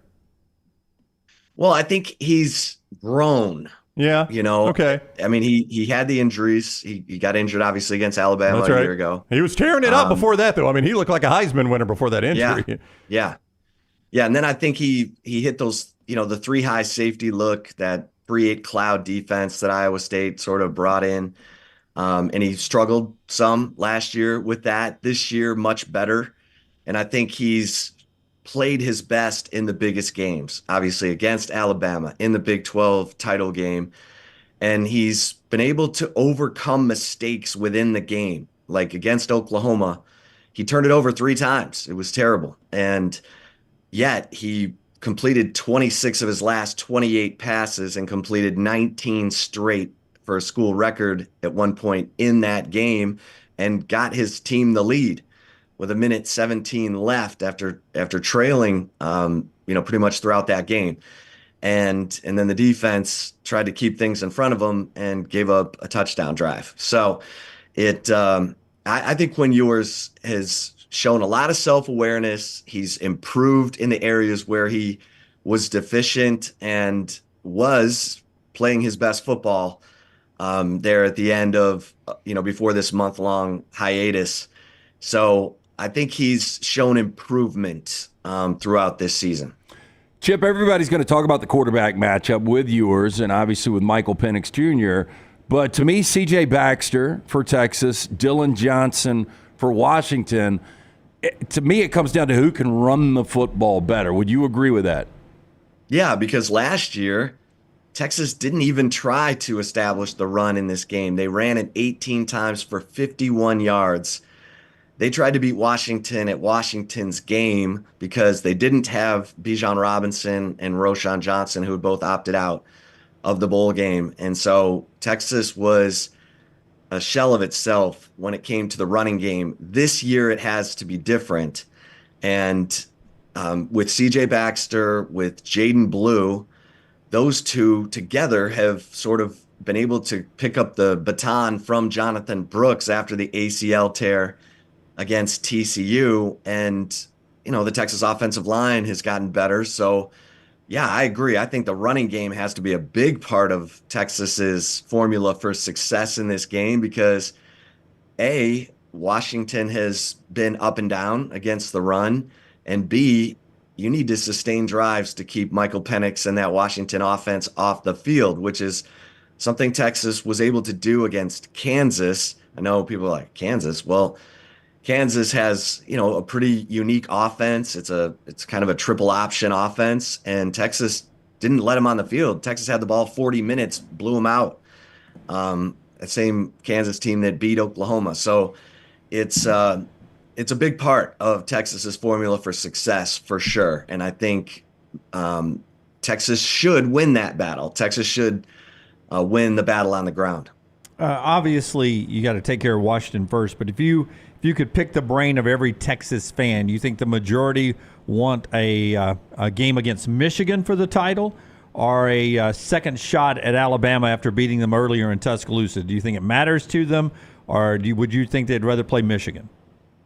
Well, I think, most Texas fans think it's probably hard to beat a team twice in the same season. So I think they would probably say, give us Michigan. Plus, Michigan loves to run the football. Jalen Milroe, people don't understand how well he's throwing the deep ball. I mean, I think I got some numbers here, but it's ridiculous. He's got like 16 touchdowns and 1 interception on passes 20+ this year. And he's got a better deep ball percentage than Michael Penix. So, that's Alabama's been playing really good football. I mean, obviously, Texas fans are still thanking Alabama for the disaster in the past year, or whatever Auburn fans are calling 4th and 31. But Texas needed that play as much as Alabama did. So, I think Texas matches up better with Michigan than they do trying to get a second win over Alabama. And while we're talking about fans' attitudes, just tell me about the hunger of this Texas fan base to finally win one. Because when we first, well, at least for me, when I first met you, we were not even a show yet. We were sort of doing some run-throughs of being a show in Pasadena back in 2009. That was the first time I ever heard of Chip Brown, your amazing setup out in Pasadena, and we all became friends after that. But that was a lifetime ago, and now here you are again. Finally, we get to see you back. We used to joke every year because you would come to the college football playoffs every year for a while without your team. And we were like, well, Chip will be there. We can hang out with Chip. We can see Chip again. He'll be there, even though Texas won't. But now Texas is back. How hungry is this fan base? Oh, my gosh. I mean, they are starving. It's been, these ticket allotments for the Big 12 title game, the Sugar Bowl. Texas fans have not gotten, what they've wanted. The season ticket holders, like, I'm top 8% and I'm not getting tickets. I mean, they are starving And Chris Del Conte, the athletic director, has been hearing about how fans can't get tickets to these games through their, schools' ticket allotment. So they're going to be in New Orleans big time. They've got a official tailgate at Manning's that's sold out, quickly. They are starving. And some of them are like, well, I'm going to gamble and hold out for Houston because there is a bigger ticket allotment for that. So yeah, they're all about it. And these fans know better than these players how hard it is to get to these games. And so I'm sure the fans are hoping the players sense that as well, and can, get through Washington and get to that national championship game.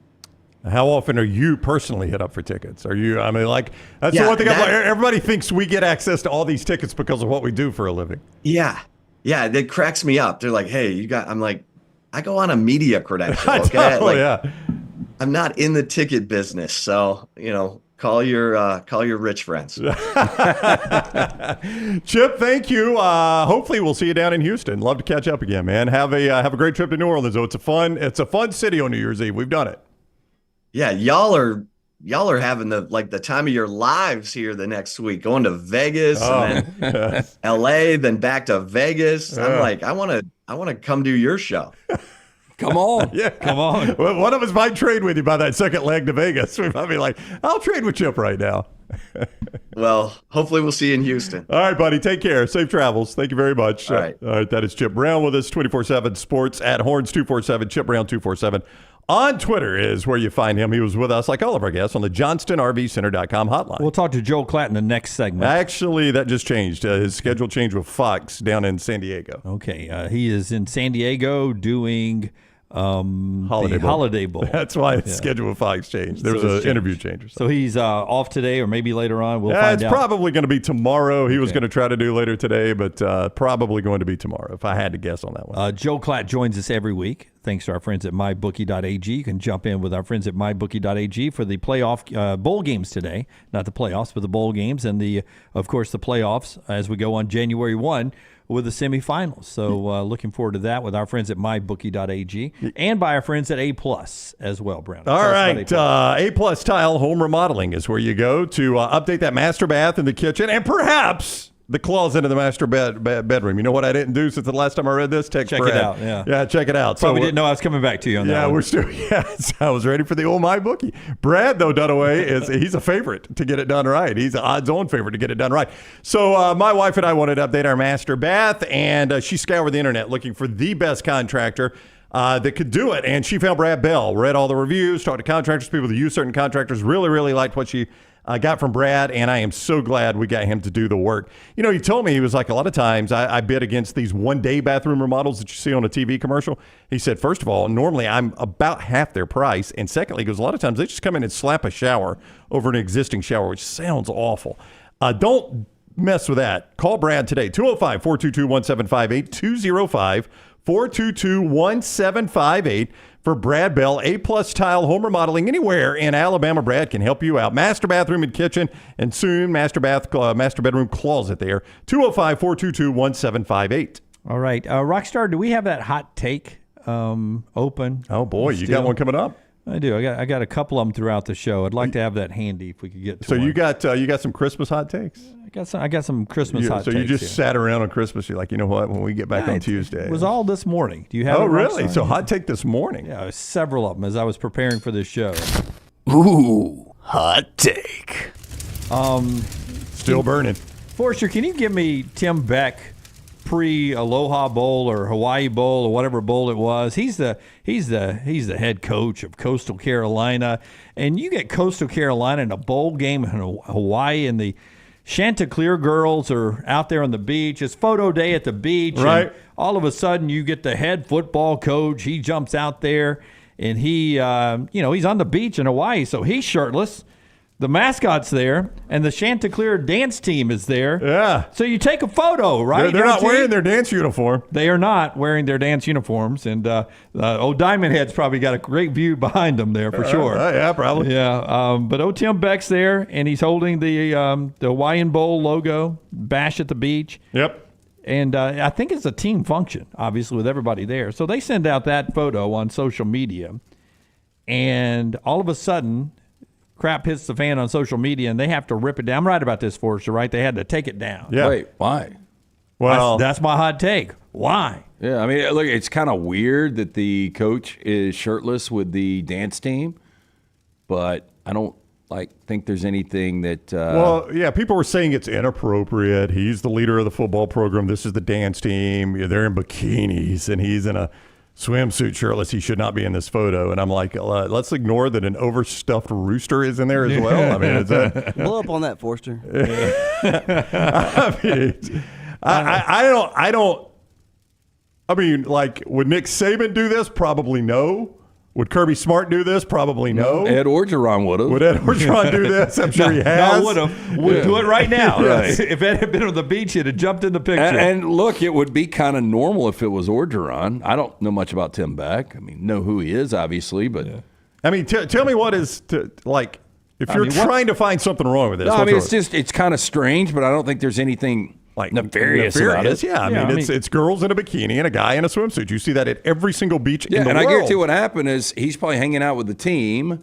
They're not going to take the whole team and the whole dance team. So somebody was probably like, hey, let's get a picture. It's a great backdrop. For recruiting, right? I mean, this is going to be when they'll be, this picture will float around somewhere so they can show it to recruits. We went to Hawaii. Tim looks like he's in good shape. I probably would have put the shirt back on. Okay, but if he puts the shirt back on, is there no issue, or is it just that he's with girls in a bikini? Is that a problem? I think if he's got shirt on, I don't think it's a problem. Okay, so we've got girls in a bikini on a beach that are school dance teams. So that's our issue, right? Yeah. All right. So have you seen what some of these girls?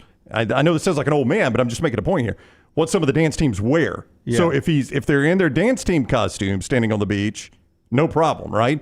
Well, the volleyball team. Or the beach volleyball team. Yeah, or just the regular volleyball team. Those those uniforms are tight. Where we draw lines is super weird to me. That's exactly right. I mean, by modern day standards, that swimwear that they're all matching there is conservative, relatively speaking. Yeah, I can't see the backside. No, it could be a thong in the back. But you know what? There's no photo in the back, so it doesn't really matter. But I have a good opinion that it's probably at least cheeky on the backside, right? Probably so. A little cheeky on the backside, but that's what you get nowadays, right? My biggest issue, the most offensive thing, I think the mascot's wearing Crocs with socks. In fact, wearing Crocs, I believe. What is Coach Beck holding? It's the logo. It's the Beach Bash logo, I believe. Yeah.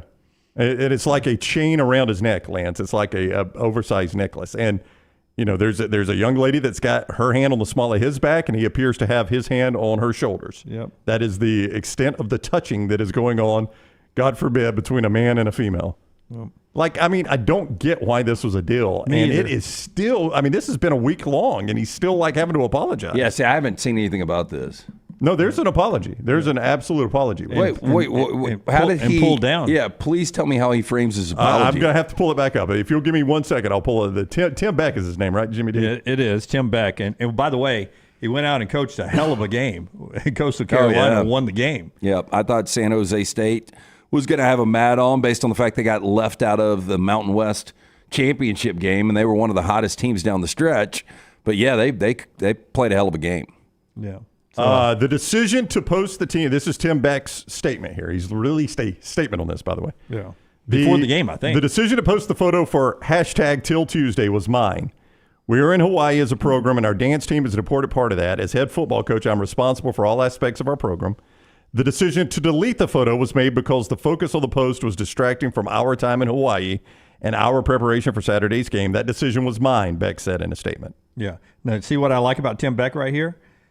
Probably wasn't his idea to post this photo, but you know what he did? He said, it was my idea. Yeah. If you don't like it, come fire me or come at me. And we're in this bowl game. You guys lost the country boy to Liberty. I came in. I've got to still winning games. And he coached a hell of a game the other day. This is one of those where, you can do nothing wrong, which he did nothing wrong. He had his photo made with his dance team on the beach. He's in a swimsuit. They're in swimsuits. They're on the beach. In Hawaii. Right? So he's done nothing wrong. But anymore, if the Twitter mob decides you've done something wrong, you end up having to apologize. That's what's crazy about it. Like, yeah, but I don't know why it was necessary for him to apologize. Like, he didn't really apologize. Pull the photo I down. misrepresented that. He explained why the photo was pulled. I had to release a statement on it. Would have been a better way of me saying it. He released a statement. But like anymore, no matter whether it's right or wrong, if the mob determines it's wrong, that's right. And it's just the social media mob. Like, I know a lot of you guys hate Clay Travis. Like, I get it. Okay, I understand. I like Clay. I'm fine with Clay. One thing Clay has said, and even if you hate Clay, I don't think you can argue this one. We give way too much of an outsized voice to social media in this country. Like, there's a small percentage of people that are on social media, and even smaller percentage that actually comment on it. But we let those comments rule our world sometimes. And that is just, it's a bad decision overall, not just in Tim Beck's situation. The decisions that are made on some of the comments. I mean, people have lost their jobs. Yeah. But main media outlets, the Daily Mail is like a legit thing in Europe, right, Rockstar? That is the one. It is the Meghan Markle and Prince Harry gossip site. They've kind of tamed it down. They had the lawsuit against it. Yes, Daily Mail does a lot of good stuff, but they really focused on the Meghan Markle stuff. But it's a real media outlet. That's what I'm saying. Yeah, Daily Mail is. Like, they've got reporters and such. Coastal Carolina, this is across the pond now. Okay. Coastal Carolina mysteriously deletes racy beach pic of shirtless football coach Tim Beck, 57, and bikini-clad dance team from social media. By the way, I wouldn't let that headline in our Friday spot. Too long. And Dunaway does long ones. Yeah. Hey, how about it got you to click? That's the thing. They're trying to get you to click. I went to high school where they used to do a calendar for the Key Club girls. And the summer girls would be wearing a swimsuit on a high school calendar, right? Yeah, they were selling it to raise money. We're also living in a country where we have outlawed the bikini competition as part of the Miss USA, right? I guess I don't really watch Miss USA. No, but I think that's the case. I don't think they do the bikini contest I think that was anymore. one of our stories on Trash. I think it was it Miss Universe, Miss USA? Miss America does not do the bikini anymore. But my point is, like, if the dance team, just the dance team, took that photo and sent it out, nobody says a word about it. But because the football coach is in a swimsuit, standing in between a girl and a 7-foot rooster, we have an issue with it. That just does not compute with me. I don't really understand what the issue was. Yep. Athlon Sports college football team quietly deletes photo of shirtless coach. Probe into Coastal Carolina scandal over photo. Scandal. The headlines we come up with. My hot take is it's the human body. We're on the beach in Hawaii. Everybody chill and have a good time. Mai Tais for everybody. That's what I say. When we come back, LT's got our 4 downs today. Our friends at Michelson Laser Vision bringing you part of the show. Yeah, make that phone call today, 205-969-8100. The call that I made over 2 decades ago. I had the 2200 vision. I was legally blind without the aid of contacts. I now have 2015 vision, better than 2020. Call 205-969-8100. Ask for Amy. Tell her the next round sent you. She's going to hook you up with a hassle-free consultation. 0 to lose to find out if LASIK is right for you. 205-969-8100 or michelsonlaservision.com. Follow Scott Forrester on Twitter at Scott Forrester TV. Hey, Lance Taylor from The Next Round. You've heard me for years talk about our friends at Bromberg's Jewelers, and we welcome you to stop by and see that great customer service at the Mountain Brook and Summit locations, but we'd also love for you to check out their new online shop. They've got plenty to choose from. Great gifts, big and small. Available online, they've got David Yurman, Tudor watches, select diamond and gemstone jewelry, William Henry, seasonal and favorite giftware items and baby gifts as well. They've even got an online sale section. For more information, brombergs.com. This holiday season, help feed families in need by donating at your local Piggly Wiggly. With your donation, Piggly Wiggly and Coca-Cola will provide free packaged holiday meals through the Community Food Bank of Central Alabama. Look to make your donations of $1, $5, or $10 at the register inside your local Piggly Wiggly.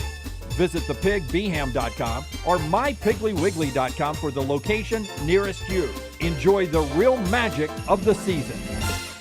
Start your day online with our website, nextroundlive.com. The latest videos, podcasts, and college football stories. It's also a great way to stream the show or shop in the Next Round store. Stay connected by visiting nextroundlive.com. That's nextroundlive.com. Is Coke Zero Sugar the best Coke ever? It's too bad you can't taste it with your ears because this Coke Zero Sugar is really amazing. You'll have to take a taste for yourself. Coke Zero Sugar. Best Coke ever? Follow Next Round Live on Twitter, Instagram, Facebook, and YouTube. The social media team at Next Round Live is dedicated to giving you daily news conferences and practice video from UAB, Alabama, Auburn, and around college football. Follow and compare to the sites you used to visit. You'll also get the latest highlights and news from the Next Round Daily Show. Turn on the notifications so you don't miss a thing. Next Round Live on Twitter, Instagram, Facebook, and YouTube. See more at nextroundlive.com. There are so many things I love about walk-ons. Authentic, mouth-watering Louisiana cuisine, prepared fresh, daily from scratch. A great beer selection and TVs everywhere to watch the big game every day of the week. And of course, they've got 2 great locations on Highway 280 and 119 and at Hoover near the Hoover Met. Walk-ons is also a great place for happy hour, 2 to 6 Monday through Friday with $5 moonshine swirls, $5 house pours, and half-price appetizers. And it's an easy take-home experience for the family as well. Highway 280 and Hoover with walk-ons. Tom Luganville here for Jack's Western and Outdoor Wear. For great holiday shopping for the whole family, this place is a must. Jack's carries all the name brands in boots, hats, and apparel, including the Kynes Ranch brand, as seen on Yellowstone. You might not look like Kevin Costner, but you can dress like him. Jack's also has the only Ariat shop within a shop in the state of Alabama. Come see us every Monday through Saturday from 8 a.m. to 8 p.m. and Sundays from 1 p.m. to 6 p.m. Just look for the big red building off I-65, exit 304 in Coleman.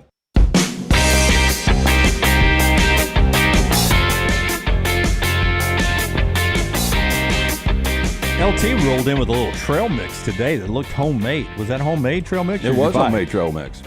Dried pineapple, had some coconut in there, some walnuts, and some dates. I love a good trail mix. Hint. No, I don't want to have any today. No, not today. Not today. Wish we had So some. you said it was homemade? Yeah, I mean, you just get the ingredients and you put them all together. Oh, okay, yeah. Well, I knew you didn't grow the peanuts out back. back. We didn't. You know, the pineapple. I'm dry it out. You didn't dry the pineapple out. God, we had so much good food over the weekend. I know everyone did. I hope you all had a great little break over the last few days. We're live today. Joel Klatt will be with us later in the week to preview. Do you guys like roast? Like a sitting pot in the roast? crock?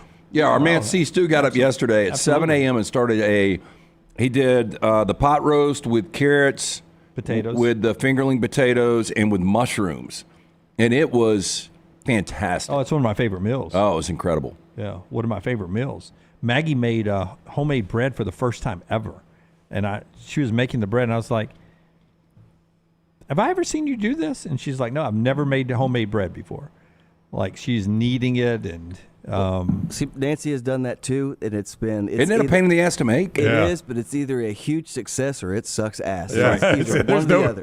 There's no mid. It's all right. It's either great or this is awful. Yeah, she was upset with the density and something else, and I loved it because the bottoms were crunchy, burned a little bit on the bottom, because we're not cooking in a big oven like they do at the factory. When I was a kid, I remember because my mom got one, the bread machine was a hot thing. It was like it was a cube about the bread maker. Yeah, big. Yeah, the bread maker. Come out in a loaf and you slice your Everybody was getting them back then. I don't know if it's such a big deal anymore, but it did smell good. I love the smell of bread cooking. Yeah, me too. It's just a big hit this weekend. Just enjoyed the heck out of it. Show being brought to you by our friends at Slice. They bring us 4 downs. My golfing buddies. I shot a 79 with our friends at Bentbrook the other day. Congrats, Jim. And we played like at 10, so we finished at 2, and they wanted to go to lunch. Well, we just missed the great burger over there, Brown. We were going to have the burger. I'd never had that burger at the place, just off the property. They shut the grill down at 2, and we got there at like 2:30. And they were like, well, let's go to Slice. And I was like, oh, I'd love to go to Slice. And none of them had ever been to Slice before. Oh, are you serious? Yeah. Talk about winning over three guys there. Yeah, how's that even possible? So I got us 3 different pizzas. Do they listen to the show? They do. They just never had tried sliced pizza before, and all 3 of them went blown away, especially with the hot mama. Well, it is good. Yeah, 4 locations for you. A 5th location coming soon to Homewood in the spring. The Bajalia Brothers, make sure you tell them the Next Round sent you for more information. Local pizza, local ingredients, slicebirmingham.com. First down. I told you guys I was going to get to this, though, but more surprising play right now in the NFL, Baker Mayfield or Joe Flacco? Flacco to Amari Cooper Sunday was amazing. And what that team has done with all the injuries they have is pretty remarkable. It's such a good defense, too. Yeah. I still would have to say Baker Mayfield. I really, Dunaway, thought you guys were playing for the Caleb Williams sweepstakes this year. I remember Daniel Jeremiah. We do DJ Football with Daniel Jeremiah from the NFL Network. You get it at Disrupt the Media. I remember bringing that up one of our first visits, and he's like, nah, they got way too much talent on that roster to be in competition for the first pick. But the way Baker Mayfield is playing, he's playing his best football. I just really thought the Bucs would have to. I mean, they had salary cap issues, so I thought we were going to have to dump so much of that talent just to be able to legally play this year. I know. You cannot play until you get your salary cap right. It's an amazing story, but I'm gonna go Browns because the Bucs are coming off a run where they've been to the playoffs the last couple of years. This Browns franchise, since they've been back in Cleveland, they haven't been yet. I thought Joe Flacco was out of football. Oh my, he was. Yeah, and for him to be able to come in and play at this level now, Baker Mayfield is playing better than Flacco, but Flacco is more surprising. Yeah, probably so. I don't know if Baker's playing better than him. Ooh, I think Baker's playing elite. He's playing really good. But we beat. I mean, Green Bay.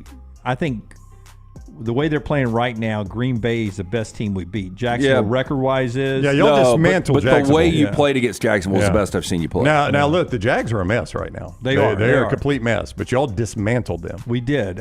The way Green Bay was playing at Lambeau, I thought was a more impressive win. But I think Flacco and that story is amazing. A lot of hungry Brown fans out there, too. Second down.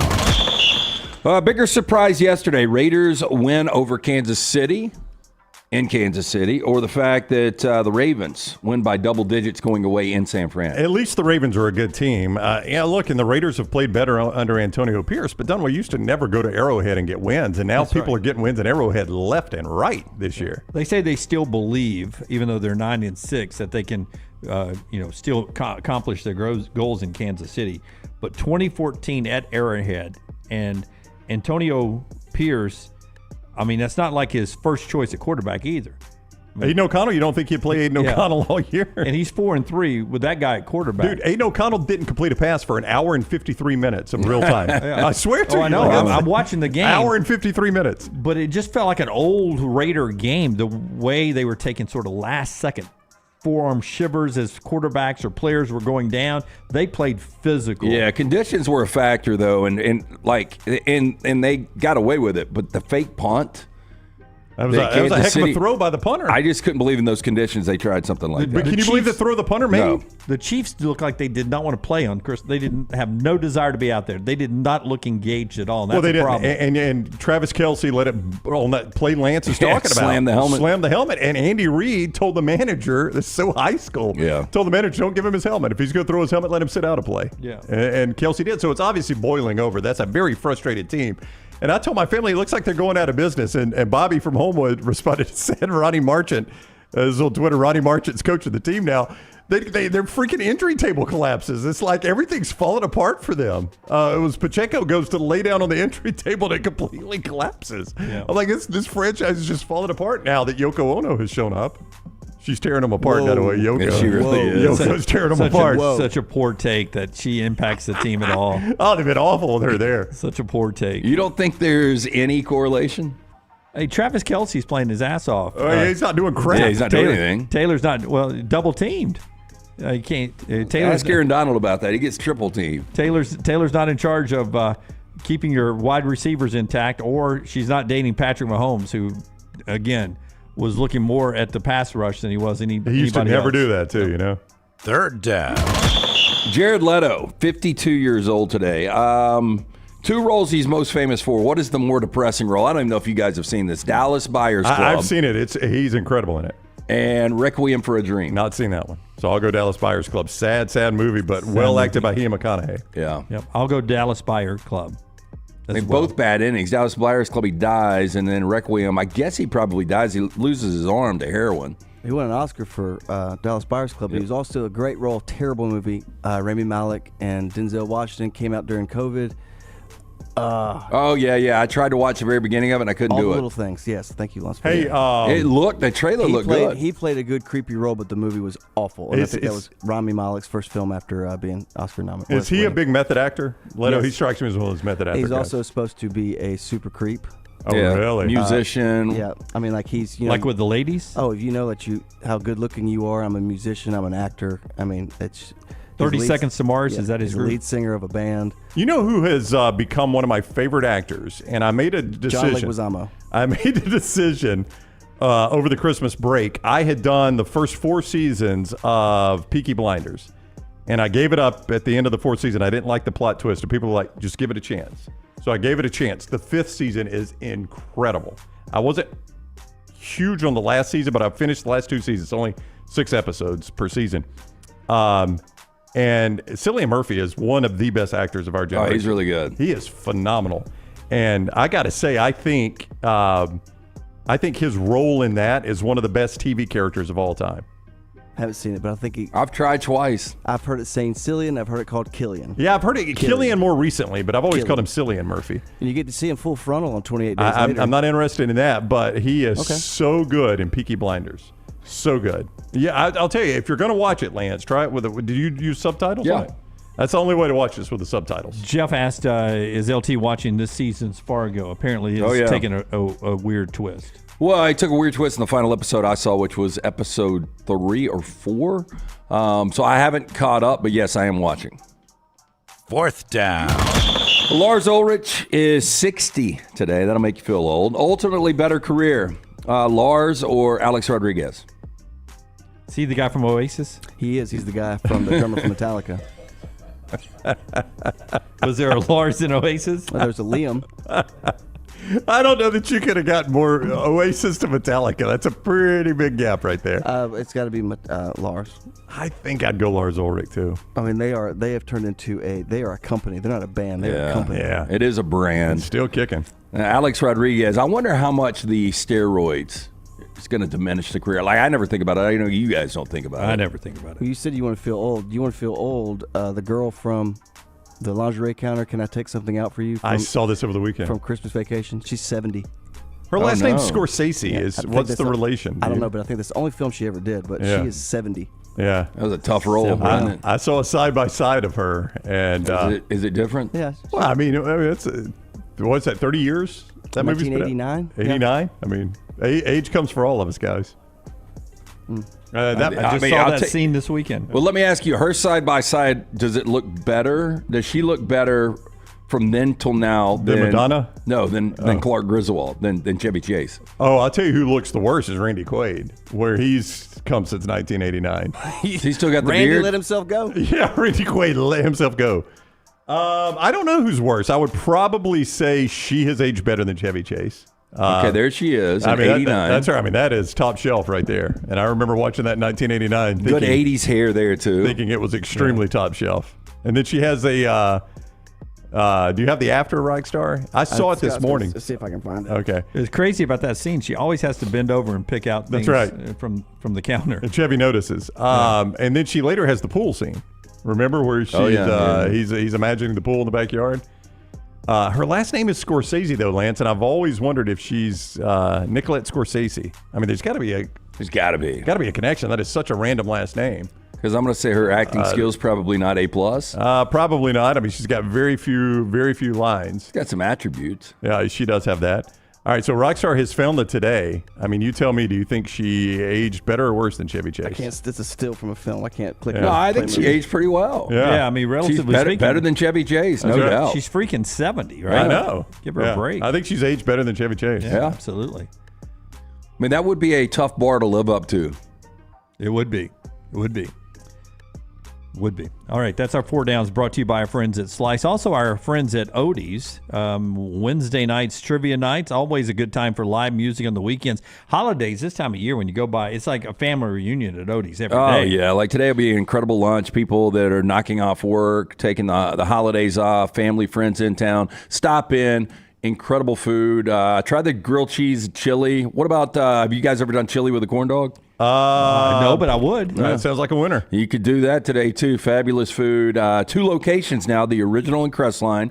That's the one we'll be at tomorrow night for Odie's Team Trivia. And now the newest location in the Homewood, corner of Broadway and Oxmoor. Get in, see Will Aver, that great staff. It's Odie's Tavern. And also a reminder, this holiday season coming up New Year's Eve, where on New Year's Eve, who's out drinking that night, LT? That would be amateur night. Amateur night. Don't be an amateur. Drunk driving prevention is a priority with our friends at Anheuser-Busch. You can't drive drunk if you don't drive there. We're encouraging everyone to get your friends and yourself to join in the pledge to Decide to Ride. DecideToRide.com, DecideToRide.com. Brought to you by our friends at Anheuser-Busch, Mothers Against Drunk Driving, Uber, Adams Beverage, and The Next Round. Unlocked with Fox Sports' Brock Heward and Lance Taylor weekly at Disrupt the Media on YouTube and wherever you get your podcasts. This hour brought to you by Jack's Western and Outdoor Wear, the perfect place for all your holiday shopping. We are easy to find just off of I-65, exit 304 in Coleman. Just look for the big red building. Follow Next Round Live on Twitter, Instagram, Facebook, and YouTube. The social media team at Next Round Live is dedicated to giving you daily news conferences and practice video from UAB, Alabama, Auburn, and around college football. Follow and compare to the sites you used to visit. You'll also get the latest highlights and news from the Next Round Daily Show. Turn on the notifications so you don't miss a thing. Follow Next Round Live on Twitter, Instagram, Facebook, and YouTube. See more at nextroundlive.com. Spring weather is here, and our friends at Hemphill Services are offering a $69 HVAC tune-up plus 10% off any service call when you mention the Next Round. Call Adam, Chad, and the guys at Hemphill Services. Make sure your HVAC unit is ready to keep up with the changing weather. Hemphill Services, locally owned and operated independent train dealer. The team can service all makes and models. For all of your plumbing, heating, and cooling needs, call Hemphill Services. It's hard to stop a train. 205-229-2090 or hemphillservices.com. That's 205-229-2090, hemphillservices.com. What are you waiting for?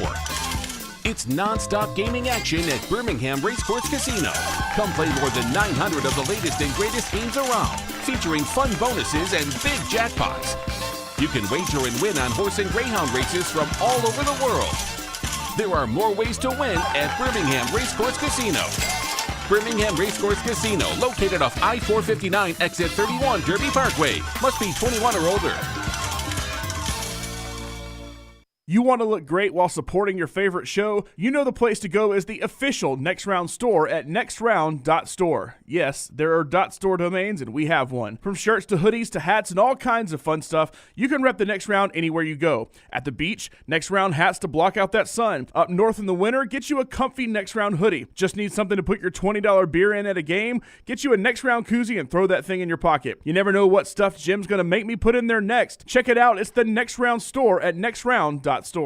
The Double Down Media podcast family is live and full of content for all ages. The Mystery Fifth Hour gives the Next Round host a chance to talk about everything but sports. Pour a glass of Bama and bourbon, our weekly college football conversation, while sipping on some of the most interesting pours in the bourbon world. And in our Not For All Ages podcast, The Last Call, LT takes off the gloves for in-depth conversations with stars like Taylor Hicks, presented by Redmont Vodka. Find these podcasts and more by searching The Next Round on Apple, Spotify, and on our website, nextroundlive.com. This holiday season, help feed families in need by donating at your local Piggly Wiggly. With your donation, Piggly Wiggly and Coca-Cola will provide free packaged holiday meals through the Community Food Bank of Central Alabama. Look to make your donations of $1, $5, or $10 at the register inside your local Piggly Wiggly. Visit thepigbeham.com or mypigglywiggly.com for the location nearest you. Enjoy the real magic of the season. Want more of the show? Download the app or visit nextroundlive.com for the latest podcast, The Mystery Fifth Hour, our Not For All Ages podcast, The Last Call, and the entire Double Down Media podcast family, all at nextroundlive.com and on the Next Round app.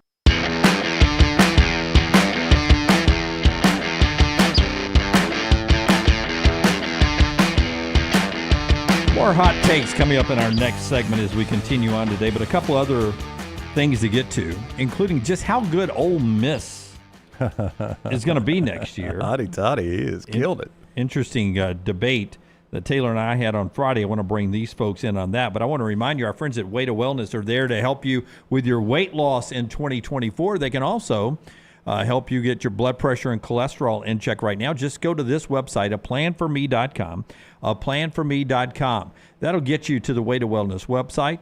It's your journey to healthy living. Leslie and her board-certified team, they design a plan specifically for you. There's no cookie-cutter plan. It could involve meals that they have there, but protein bars that are very popular, just ways to sort of use food to your advantage, to sort of get you into a little bit better shape through your diet there. It's a great plan. It's the best I've ever seen. I've used it for years now. And at one point, it helped me lose 45 pounds when I was obese, and got me down under a weight that I was looking to get to. You design your goal, no contracts, no sign-up fees, and your first consultation's free. It's Way to Wellness. Again, that website is aplanforme.com, aplanforme.com. Walter Nolan continues to add to the Ole Miss recruiting class. The one-time 5-star Texas A&M star picks Ole Miss over the holiday weekend, and this team is loaded. And Little T asked a question on Friday when the Walter Nolan news was breaking. Do I think they're a playoff team next year? And I said no.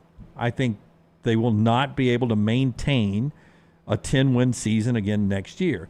They do avoid some of the power brokers in the SEC with their schedule, but Alabama is still going to be good next year. Yep. Georgia's still going to be good next year. Yep. Texas is still going to be good next year. And you said 4 is the max you're going to get in the SEC. I had this discussion with, we had Chip Brown on earlier today. I had it on his show last week, and he was asking me about the 12-team playoff and what the SEC was going to look like next year. And I talked about 4 teams. And I agree. I think Alabama, Georgia, and Texas would be the 3 I'd put in. And then there's one spot. Is it LSU? For a lot of good teams. Yeah, is it LSU? I mean, this year, LSU, Ole Miss, Missouri, Oklahoma. I mean, there's a lot of teams in the mix. Now, am I going to be surprised if Ole Miss gets there? No. You've got a quarterback with a ton of experience coming back in Jackson Dart. Yep. You've got arguably the best running back in Quinshon coming back. And now Walter Nolan, by far, could be the biggest impact player in this portal. The number 1 overall prospect in 2022 obviously wasn't happy in College Station. It's a huge get. And not only Nolan, you've got 8 other Power 5 guys transferring in. Now, his problem is, and we've got the COVID year, so I'm not entirely sure where they all stand. They were good at receiver this year, but all those guys are seniors. Trey Harris. No, Trey's coming back. Is he coming back? So he was a senior by classification, but he's got a COVID year. Okay. No portal coming back. Okay. Well, no, I wasn't talking about portal. I just didn't know about COVID years. That's where it gets tricky with these guys. Coming back. Okay, good. So that's a plus now. Trey Harris is really good. One of the more underrated players in the Southeastern Conference. If I'm an Ole Miss fan, my expectation is to be in the playoffs next year. Oh, yeah, with this team and everything. Nicholas, Ole Miss in the playoffs next year. Troy, Ole Miss will probably go 10-2 because of their schedule. Bring up their schedule. I got it. Well, so you've got your here it is right here. 2 most difficult games are in Oxford, and you do have a trip to Baton Rouge. Well, and that's the thing. Again, now, in this new SEC, you're never going to avoid playoff teams. You're just not. Like, they don't have to play Alabama, but you do have to play Georgia, right? But you do at least get them at home. Yeah, I get Oklahoma at home. You win 2 of those 3 games, and I think Ole Miss at 10-2 gets into the college football playoff. So the 2 of the 3 you're talking about, Georgia, Oklahoma, LSU, right? Yeah. Yeah. So, but they don't play Texas and Alabama, who are your other 2 playoff teams. No, excuse me. Win 1 of the 3. 1 of the 3. And then go 10-2. You win 2 of the 3, you're in. Yeah. You do miss Texas and Alabama. You do get Georgia, LSU, and Oklahoma. But again, now, in this new SEC, you are never going to – no, I don't think – anybody's ever going to have a schedule where you're like, boy, they do not play any playoff teams. And here's what I would bring up, though. The pressure is going to be different for teams now that are, in that range of 8 to 15 because you're playing to get into a college football playoff. You haven't been in this situation before. So you wonder if that factors in at all. And I think they got a really good shot to get to that first bye week undefeated. And then they're right in the center of the discussion because I would imagine this team starts top 15 to start the year. Wouldn't you think? With that much talent coming back. And I mean, their first half of their schedule is Furman, Middle Tennessee, at Wake, Georgia Southern, Kentucky at home, at South Carolina, at LSU.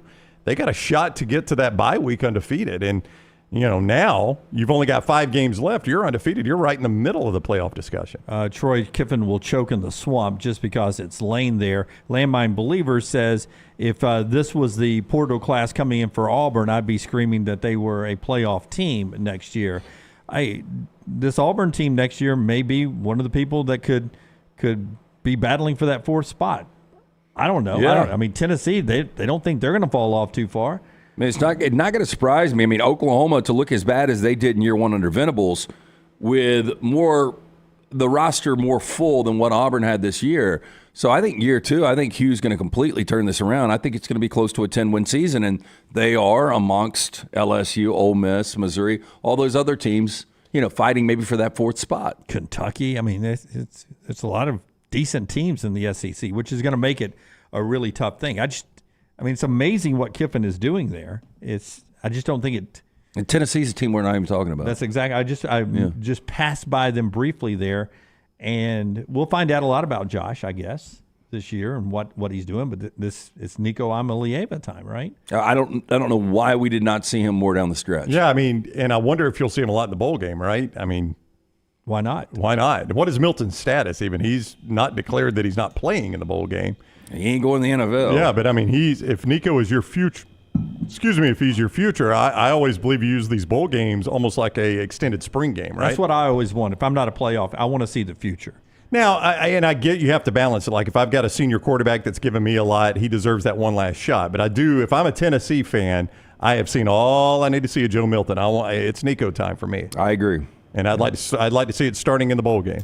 Nicholas, Oklahoma has to replace a lot. Georgia and LSU, the toughest games on that schedule for Hottie Toddy there. But a reason to be excited. And what they did with Walter Nolan, it's a little bit of a Pete Golding effect. Pete Golding could do, you could debate on what he was as a defensive coordinator. I thought he was a good defensive coordinator, but he was an even better recruiter. That guy can recruit. Yeah, unfortunately for him as a defensive coordinator, in their biggest games, Alabama and LSU, his defense got beat up pretty badly. Now, it did not cost them the LSU game because LSU's defense was actually worse somehow.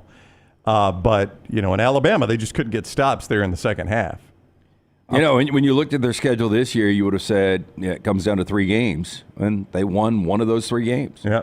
Now, Georgia, and the other game where his defense couldn't get any stops was Georgia, Pete Golding. So, Georgia, Bama, LSU, that defense just was not championship level. Yeah, and, and Ole Miss looked really bad the first 3 quarters against Tulane. They did, and that's a pretty good Tulane team, though. And Ole Miss, Tulane was playing their backup that day, too, though. They were. They were playing against a backup quarterback. Pratt was not in that game.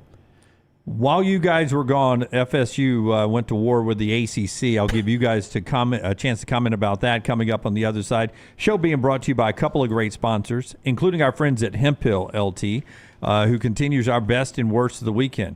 I assume you guys both had a great holiday. Oh, yeah. It was awesome. Phenomenal. Yeah, good stuff. Got a leaf blower. Do you know that? I did. I saw the battery picture. powered. 205-229-2090. That's the number you need to call. Adam, Chad, Andrew, the guys at Hemp Hill Services. Make sure your unit is keeping up with this changing weather. For more information, hemphillservices.com. Hard to stop a train since 1954 for all of your plumbing, heating, and cooling needs. Call 205-229-2090, Hemp Hill Services. And from everybody at the Piggly Wiggly, and Coca-Cola, thank you to all of you that went by and donated at the register at your local Piggly Wigglies, helping feed families this holiday season with our friends at the Community Food Bank of Central Alabama. You can visit thepigbeham.com, thepigbeham.com, or mypigglywiggly.com for locations nearest you, and continue to help the Community Food Bank of Central Alabama. Thanks to our friends with Piggly Wiggly and, of course, Coca-Cola. We're back in a moment on TNR. Take the next round anywhere you go with official Next Round gear.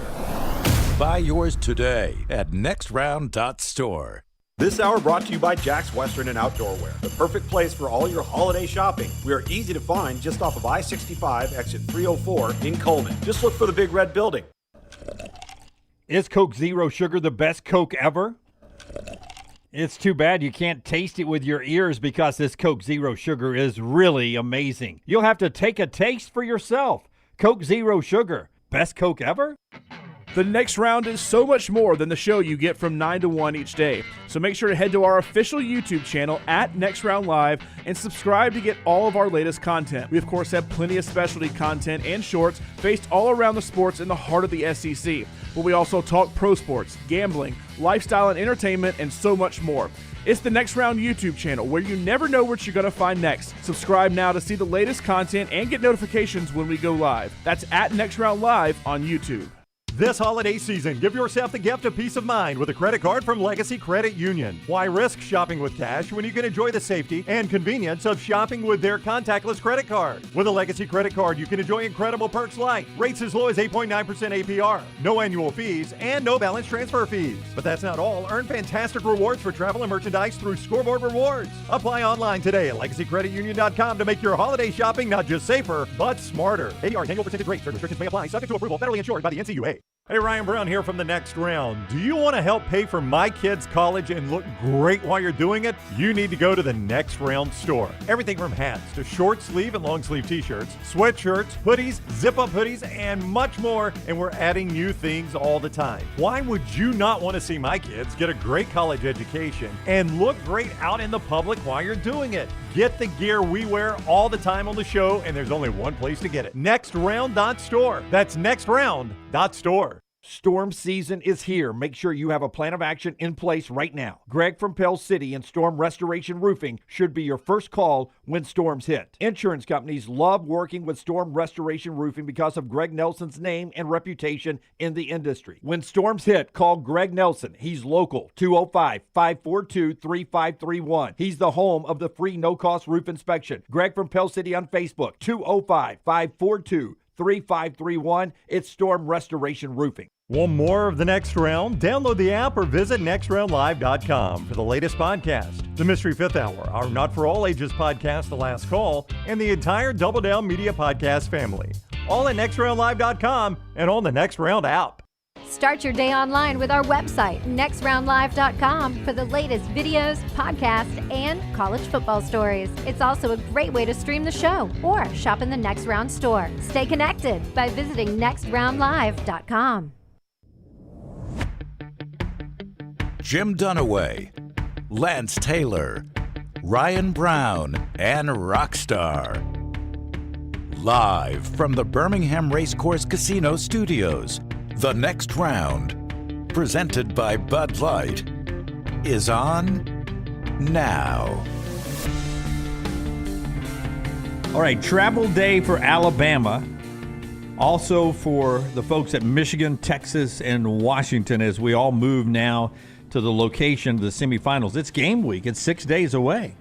It seems like when the SEC championship ends, it seems forever before the game gets here. And before you know it, it gets here so quick. Yeah, it's here. And, people will be traveling out all week. We're going to be going out on Thursday. I wonder how many people are going to make the trip to Vegas first. I don't know. If so, come see us. Yeah, we'll be in a publicly accessible area in Las Vegas. I don't think so in Los Angeles. Resort World. Yep. So we will be there, I guess, Thursday night, Friday morning, doing the show from the Doghouse Saloon. That's right. Their sportsbook on Friday morning, then on to Los Angeles, then coming back on Tuesday or Wednesday we're doing the January show. the 3rd. Wednesday, yeah. Tuesday we'll still be in L.A. day after the game. Wednesday back at the Doghouse if you're stopping over in Vegas. So we'll get that schedule on social media for those that would like to come join us. Yep. And the guys are enjoying the Core energy drinks right now. Right. This is sort of lunch. Great Coca-Cola product. 11 o'clock tradition right here. I'm hydrating after a rough weekend. Are you a chocolate milk guy? I do love a chocolate milk after I go to the gym. It's been years since I've had it. When does your training start? As soon as we get back from either Pasadena or Houston. It's great when you do a big work traveling week thing. The first thing I would think of to do is get fit to start a workout regimen. You know what? I had to. It was our trip to Orange Bowl for Alabama, Oklahoma, and then Santa Clara. That was the last time coming back from a trip. I'm like, I got to get control of this situation.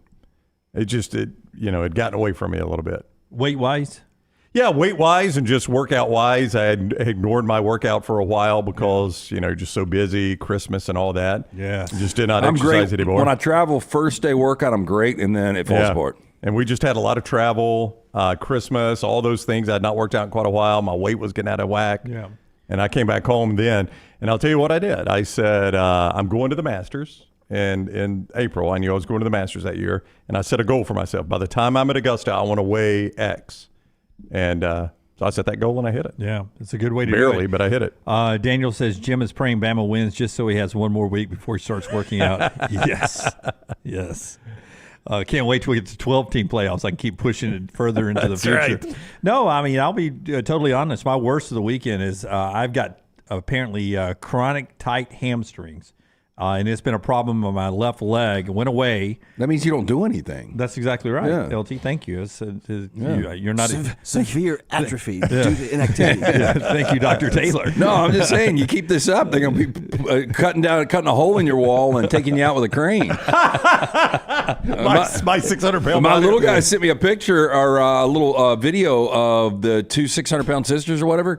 They can't use a regular scale, so they have to go to the junkyard. Yeah. Well, I mean, is that the most insulting thing ever? No, they usually go to the zoo.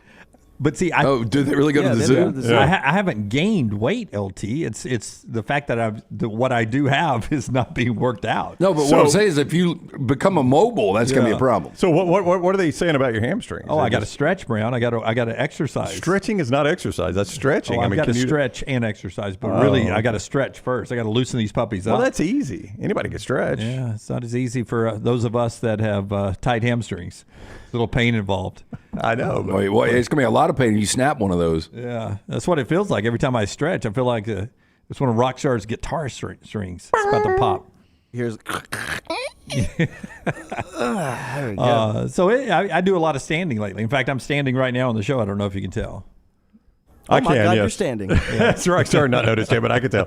Now, but you're going to go shirtless in the summer, so. No, 2024. Let's don't put a date on it. Oh, okay. It's just next year. So it could be a year from right now that you're shirtless. That will still be 2024. Could be, but probably not good in the holidays, Brown.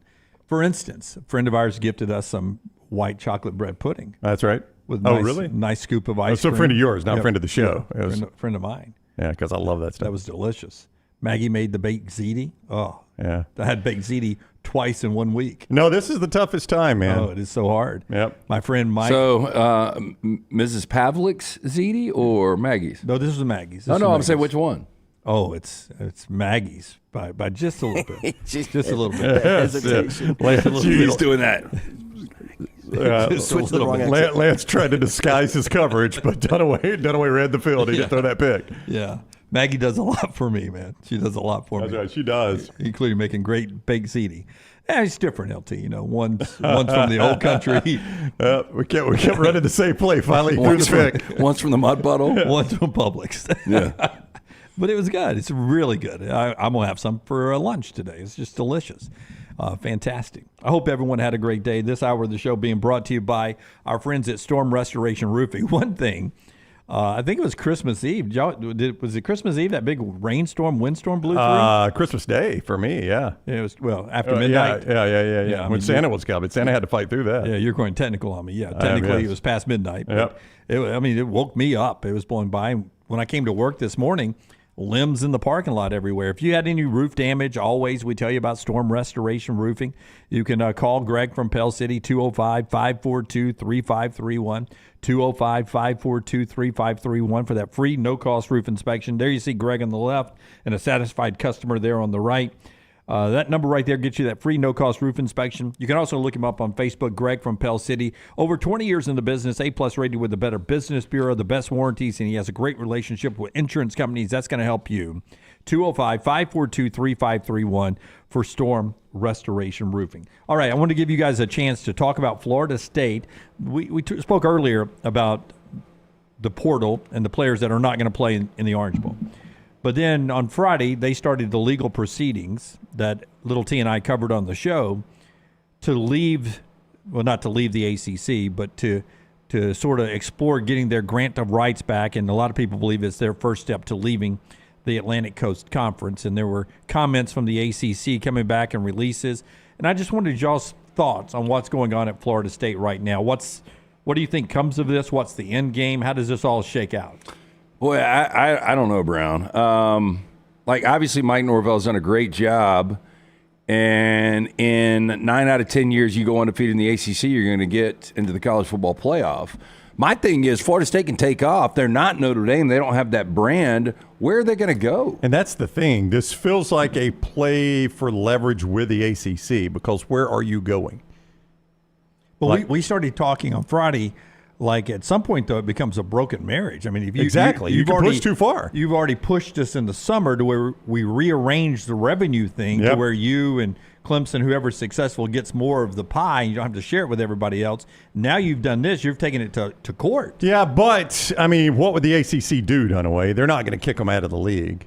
You know, I mean, that's what Florida State is banking on, is we can push. What are they going to do? Are they going to kick us out of the league? I mean, they're not going to kick Florida State out.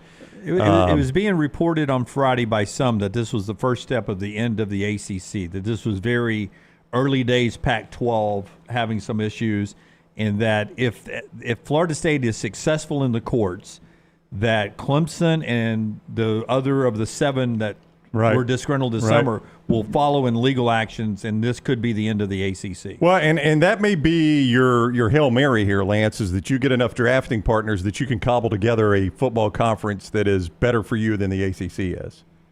Well, really, you would be somewhat wise to get with the Big 12 and kind of get together on this, right? I mean, in hindsight, Central Florida would have been a lot better off with you than going to the Big 12, right? I mean, if you could cherry pick and put the Big 12 relevant programs with relevant programs in the ACC, you have the third best conference. But they're not going to give up. The Big 12's not going to give up UCF and West Virginia and Cincinnati, even though it seems like we'd be able to make a more geographical conference by splitting the best of the two. Yeah, so give me 7 or 8 teams out of the ACC that you would say, okay, if you can leave with these teams, if they can rally together, support, and leave with these teams, they got a shot at building a conference with those teams. Give me 6 or 7, 8. I would go Florida State. Yeah, Florida State, North Carolina.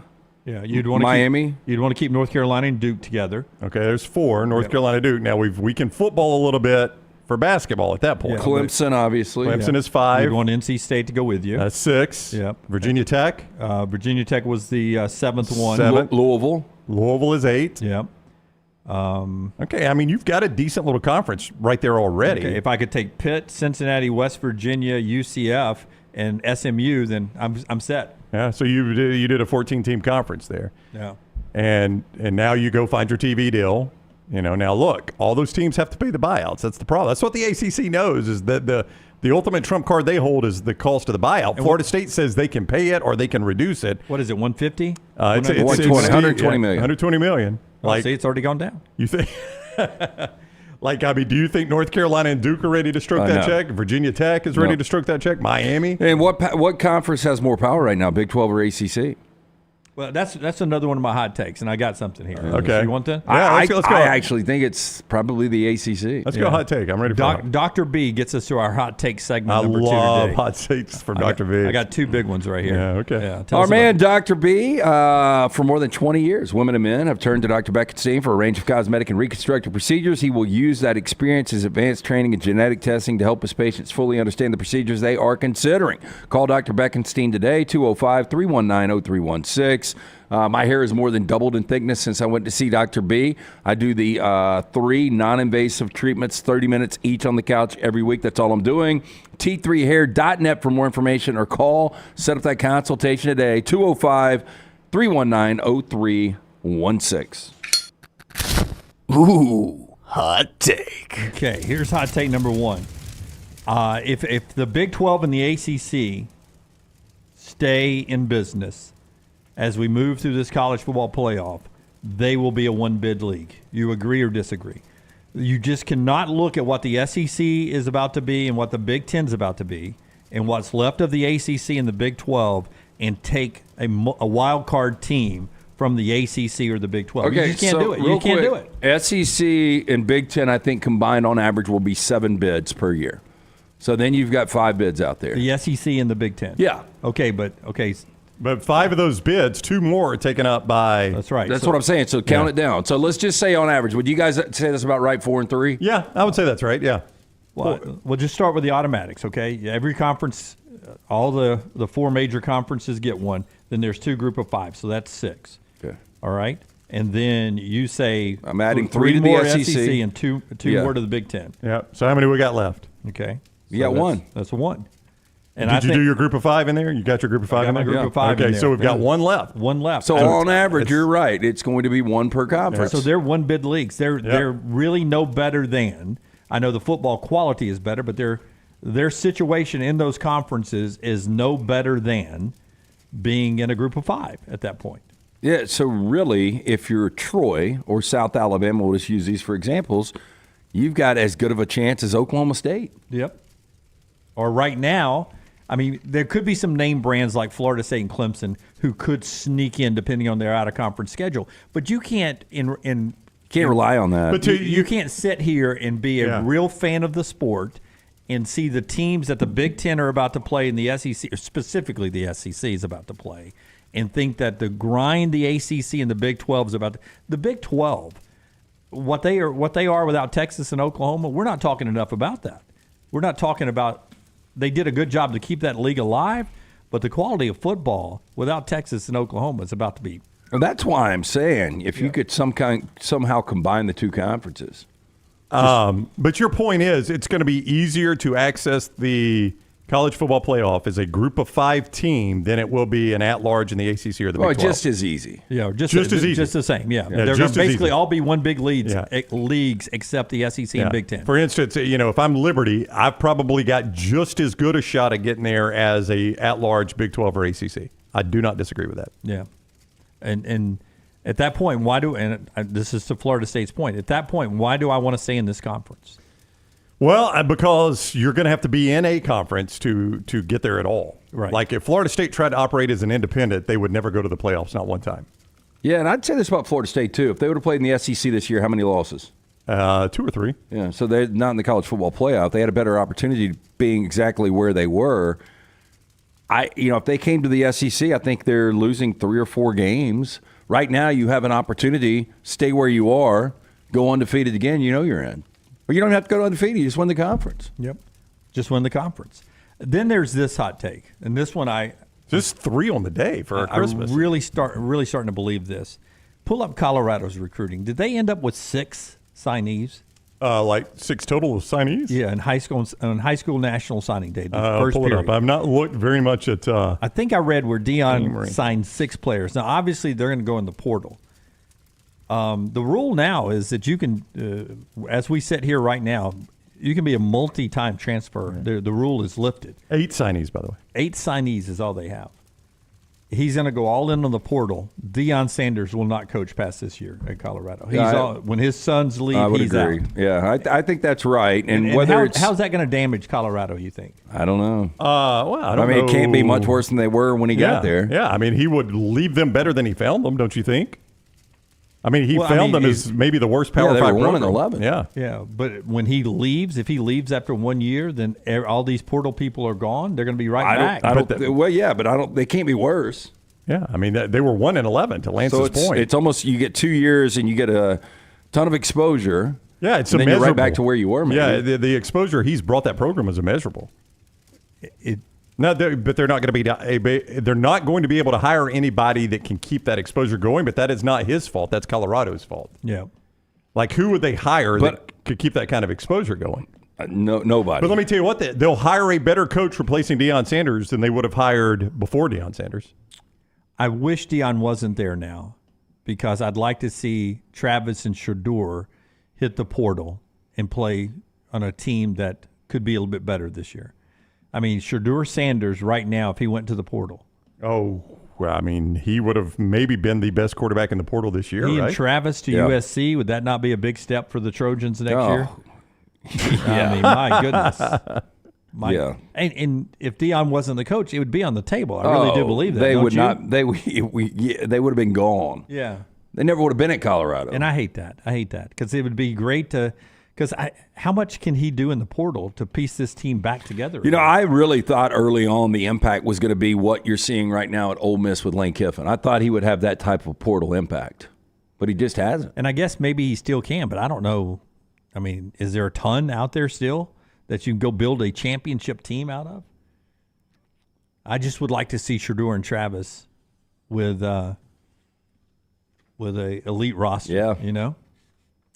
Those were a couple of hot takes for me that I woke up today. Interesting. As I was sitting there with the Big 12 and the ACC as we move forward, because we're starting to see all this, like little T from the dinner table last night. The Corns were having a debate about when the first round of the playoffs are going to be next year. So I looked at the playoffs and I was like, right. it's right upon us now, and we're about to be in a situation where we've never had a two-loss team in the playoffs. We're about to be in a situation where a 3-loss team will be in the playoffs. Oh, yeah. Yeah. The problem, what Little T was asking us, she was asking us when the playoffs are going to start, and the best way you can answer that is, right about the signing day and the very middle of the transfer portal. Yeah, which Christmas is week. The dumbest timing, and it's the most college football timing you could possibly have, the way the college football calendar is screwed up. Why do you want to have your biggest event with signing day and with the transfer portal?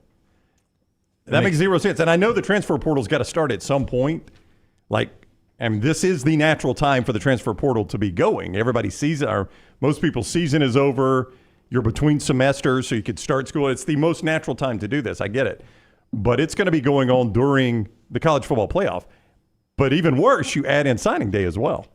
I mean, can you imagine having signing day the week of your first round playoff games? That's stupid. On campus in some places. Yeah, that's the dumbest thing ever. Well, with students not there and them having to get the staff together to host that game. Crazy time we live in. Trash is coming up in the next segment. Part of the show being brought to you by a couple of great folks. Our friends at Champy's Chicken, Sterling and the crew. We got to see him right before the holidays. He fed the crew up here. The hand-cut chicken fingers, the Mississippi Delta recipe tamales, and that overnight brine cooked to order Southern fried chicken, white meat, dark meat, doesn't matter. Great beverages there as always. Right there, Champy's Chicken, Highway 119 in Alabaster. And also by our friends at Coca-Cola, always reminding you to order a great Coke wherever you are, and try Coke Zero this holiday season. Coke Zero. Is it the best Coke ever? You'll have to taste it for yourself and decide. Some of us think it is. Coke Zero, best Coke ever. Taste it with our friends at Coca-Cola. Never miss anything Auburn. Watch Village Vice at Wardam Pods on YouTube and listen wherever you get your podcasts. This holiday season, help feed families in need by donating at your local Piggly Wiggly. With your donation, Piggly Wiggly and Coca-Cola will provide free packaged holiday meals through the Community Food Bank of Central Alabama. Look to make your donations of $1, $5, or $10 at the register inside your local Piggly Wiggly. Visit thepigbeham.com or mypigglywiggly.com for the location nearest you. Enjoy the real magic of the season. Are you ready to make this holiday season one to remember? Legacy Credit Union is here to make your dreams come true with their lifestyle loans. Whether you need a little extra cash for gifts or you want to take that unforgettable holiday vacation, Legacy has the right loan for you. With affordable monthly payments, flexible terms, and absolutely no collateral required, Legacy Credit Union is your trusted partner for your stress-free holiday season. Apply in minutes. Go to LegacyCreditUnion.com to get the financial support you need to enjoy the holidays to the fullest. Again, LegacyCreditUnion.com. Some restrictions apply. See credit union for details. Federally insured by the NCUA. Make sure to start your day at nextroundlive.com. Get caught up on the latest podcasts and videos from the live daily show, plus specialty shows such as the Mystery Fifth Hour. You can also learn more about the whole staff at Double Down Media, find all of our social media feeds, see the latest videos from our YouTube channel and gaming channel, plus find other ways to consume the show like the Next Round mobile app, which you can download direct from the site via your iOS and Android device. Make nextroundlive.com your homepage and stay up to date with everything from us here at the Next Round. The Double Down Media podcast family is live and full of content for all ages. The Mystery Fifth Hour gives the Next Round hosts a chance to talk about everything but sports. Pour a glass of Bama and bourbon, our weekly college football conversation, while sipping some of the most interesting pours in the bourbon world. And our Not For All Ages podcast, The Last Call, presented by Redmont Vodka. LT has in-depth conversations with personalities like Clay Travis and Taylor Hicks. Find those podcasts and more by searching The Next Round on Apple and Spotify. And remember to like and subscribe. There are so many things I love about Walk-Ons. Authentic, mouth-watering Louisiana cuisine, prepared fresh, daily from scratch. A great beer selection and TVs everywhere to watch the big game every day of the week. And of course, they've got two great locations on Highway 280 and 119 and at Hoover near the Hoover Met. Walk-Ons is also a great place for happy hour, 2 to 6 Monday through Friday with $5 moonshine swirls, $5 house pours, and half-price appetizers. And it's an easy take-home experience for the family as well. Highway 280 and Hoover with Walk-Ons. The Double Down Media podcast family is live and full of content for all ages. The Mystery Fifth Hour gives the Next Round host a chance to talk about everything but sports. Pour a glass of Bama and bourbon, our weekly college football conversation while sipping some of the most interesting pours in the bourbon world. And our Not For All Ages podcast, The Last Call. LT takes off the gloves for an in-depth conversation with stars like Taylor Hicks, presented by Redmond Vodka. Find those podcasts and more by searching The Next Round on Apple, Spotify, and on our website, nextroundlive.com. A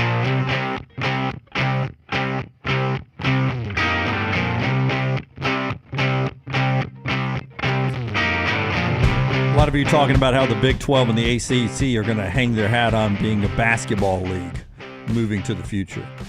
No money there. That's the problem. And it's the one thing I've learned about all of this. Basketball does not factor into this at all. It is all about football, and that's the unfortunate thing. But the reason is, it's not because basketball is a lesser sport. It's because the NCAA controls the big money basketball contract. That's right. And the conferences control the big money football contracts. So the conferences control all the TV contracts and the playoff contract, which is the big money there. And the conferences control the regular season and conference tournament contracts in basketball, but the big money is in the NCAA tournament, which the NCAA controls. So basketball does not factor into this as much as you would like to think. When we were all together, me and my friends, big Auburn fans, we had a dinner, I think it was on the 23rd leading into the Christmas break, and that was the big discussion is, Chip Kelly's, maybe there should be a football grouping, and then everyone does their individual conferences for the other sports. And I said that makes sense, except unless you're the SEC and the Big Ten. Why would you want to give up any of your money and any of your power to basically be socialism and let everyone else rise up to your level? Yeah, you've got to convince me that including everybody in the group is going to make me more money. Yeah. Not even the same, because why do it if I'm only making the same? Why give up the power I've got for the same amount of money? That's right. So you're going to have to convince me it's making more money. And Dunaway, I just don't see how that math works. There's many teams as you would have to include to get the money it would take to equal what an Alabama and an Ohio State are making right now from their respective TV deals. Yeah, the money is what it is, and the SEC and the Big Ten contracts, that's the money. That's the money. Everything else they're paying out just to fill up a little programming. That's it. The money is the money. The what Big Ten and the SEC what money. I have always wondered is if you've got a group of teams, and it's closer now than it's ever been with the consolidation of the conferences as much as we've had, if you've had a group of teams that are like, why don't we need the NCAA anymore? Like, we get all this money for football and regular season basketball. How much more would we make if we just put on our own postseason basketball tournament? And I know we're losing the Providences of the world and the Loyola Marimounts of the world and the Gonzagas of the world. That's somebody else's problem. That's not our problem. Yeah. Our tournament will be great TV, and we'll make all the money on it. At what point are we to that point? And maybe we can work a deal with them individually. And maybe they come play in our tournament. Yeah, maybe they come play in our tournament. It would end up being like the old NIT NCAA used to be. I get to choose which one I go play in. At one point, the NIT was recognized as the best team. That's right. And well, that changed quickly. Well, it did because of money. Did it? I mean, it did change quickly, but how many years was it the NIT? I don't know, but I can't remember the last time it was relevant. No, it wasn't. Early 80s? It would have been way before my 40 years ago probably. Oh, right? It was, my whole life it was the NCAA tournament. That was where the national champion was. But the NIT champion used to be more respected than the NCAA champion. And there'll come a day, I guarantee you, where that discussion is had, where the SEC and the Big Ten, they get together and they say, if we just all separated away from the NCAA and did everything on our own, look how much more money we would make.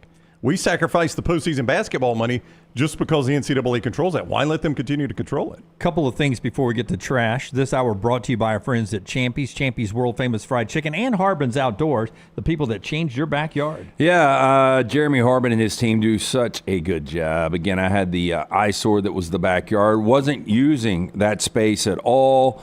Then come Chili and Bullet, needed a place for the dogs, and so it was time to do this massive makeover in the backyard. Harbin's Outdoors, award-winning landscape company specializing in installing custom fiberglass pools, landscaping, and hardscaping. Jeremy and his team, one-stop shop for all your pool construction needs. They do it all, from the install to the lighting, final hardscapes around the pool, and everything in between. It's beautiful work. You can find them on Instagram at Harbins_Outdoors. See it for yourself, or call or text Jeremy directly, 205-300-0718. That's 205-300-0718. Hey, listen, not everything goes as smoothly over the holidays as Little T anchoring the show, sitting in LT's desk. She had already popped a beer at top of the hour. She continued your tradition. Good. 11. I like it. 11? Yeah, she did. Top of the hour. It's not surprising. Did you drink one with her? I did. Okay. I did. Wow. Couldn't say no to Little T. So smooth with Little T running the ship. Didn't go so well for whoever took over Ohio State's social media account as they left Columbus to go for their battle in Dallas. Ohio State football, look there, arrived for the showdown in the desert. Oh, no. Nothing's more desert than Arlington, Texas. The desert? Arrived for the showdown in the desert. Oh, and it melted on social media. There was one, it had Ohio State players walking in a desert to get to the Dallas skyline. They got killed for that, like the desert. Showdown in the desert. Like, do they think they're in the Fiesta Bowl? Yeah, that person probably thought the Fiesta Bowl and the Cotton Bowl showdown in the desert. Well, you know, they got the little cowboy emoji. I guess when you watch old Westerns, you see the shootout in the corral and guy walking down the dusty you could have gotten away with tumbleweed. showdown in the Old West. I still don't consider Dallas-Fort Worth as the Old West, but whatever. And then there's Caleb Williams. I mean, does anybody feel bad for Caleb Williams? Nope. Me either. He's going to be the first draft pick. But he ends up liking this tweet right here. Caleb Williams ends up liking the tweet that says, only one option for the Bears in 2024 NFL draft. It's not Caleb Williams. We want Justin Fields. The answer is Marvin Harrison Jr. And Superman goes, send me somewhere else. Thank Good you. idea. Yeah, look, he's played in the cold. He's been in Oklahoma before. He don't want to go to Chicago. Drop me down so I can end up somewhere else. If he does not, I'm just looking. Arizona's in the mix. Yeah. You know, Chop was over on Sunday. My lifelong friend, who's the only Cardinal fan I know, and he was kind of pulling against his Cardinals. He didn't want them to win because he wants to go up the. He wants Marvin Harrison Jr. though. Well, they're there. You've also got, depending on how all this turns out, the Patriots got a surprising win over the weekend. They're going to be in the quarterback mix, I would think. New coach. Chat room was asking earlier, does Mac Jones ever be the regular starter for an NFL team again? I don't know about regular start. He will start a game because he's going to be number 2 wherever he goes. He's going to be a good backup. And you think about, I think we've had 38 different quarterbacks start a game this year. There was a 4 downs question. 48 maybe. Yeah, there was a 4 downs question of the 4 Alabama quarterbacks, how many are starting, and I can't remember the date we put on it. But, you know, Mac Jones is one of the ones in the discussion. Yeah, I think there's going to be 3. I think we have tapped out on Bryce a little too early. Yeah, he's got to get. They got to let him build a little bit. 2 and Jalen are fine, but Bryce had his best game over the weekend. He did. I think I answered 2. It was before Jalen had that great year last year. I thought Jalen and Mac would not succeed. Yeah, I can't remember what the answer was, but it's going to be 3. I don't think Mac Jones is going to be a regular starter. You know what's funny is on our bottom right TV in studio, they just had the national championship 2020 game against Ohio State, and Mac threw for 500 yards? Such a dominant offense. And that's what a lot of people who believe in Mac Jones still believes, is that he just needs to be around that kind of talent again. Yeah, you just need to have a superior roster every single week you play. Brock Purdy's played really good football this year, was your MVP going into last night. That is done now. I don't think he can come back from a 4-interception game. But, yeah, I think that shows you, like, if Mac would have gone to San Francisco, he could have had this type of success. Who's the betting favorite now? I would think it's Lamar Jackson. Lamar probably now. Okay. Tyreek Hill in the discussion. For MVP? Yeah. It's Lamar Jackson, minus 160 at MGM today. Also with mybookie.ag, probably same neighborhood there. But I saw the stories that Lamar took over. And he did. They scored on 7 straight possessions last night. Yeah, look, I think it's obviously a different game if he doesn't turn the football over. That first red zone interception in the end zone was really a big blow. Basketball, as we head to trash here, basketball, Alabama and Auburn play again on Saturday. Bama's at Liberty, Chattanooga for Auburn, back at home.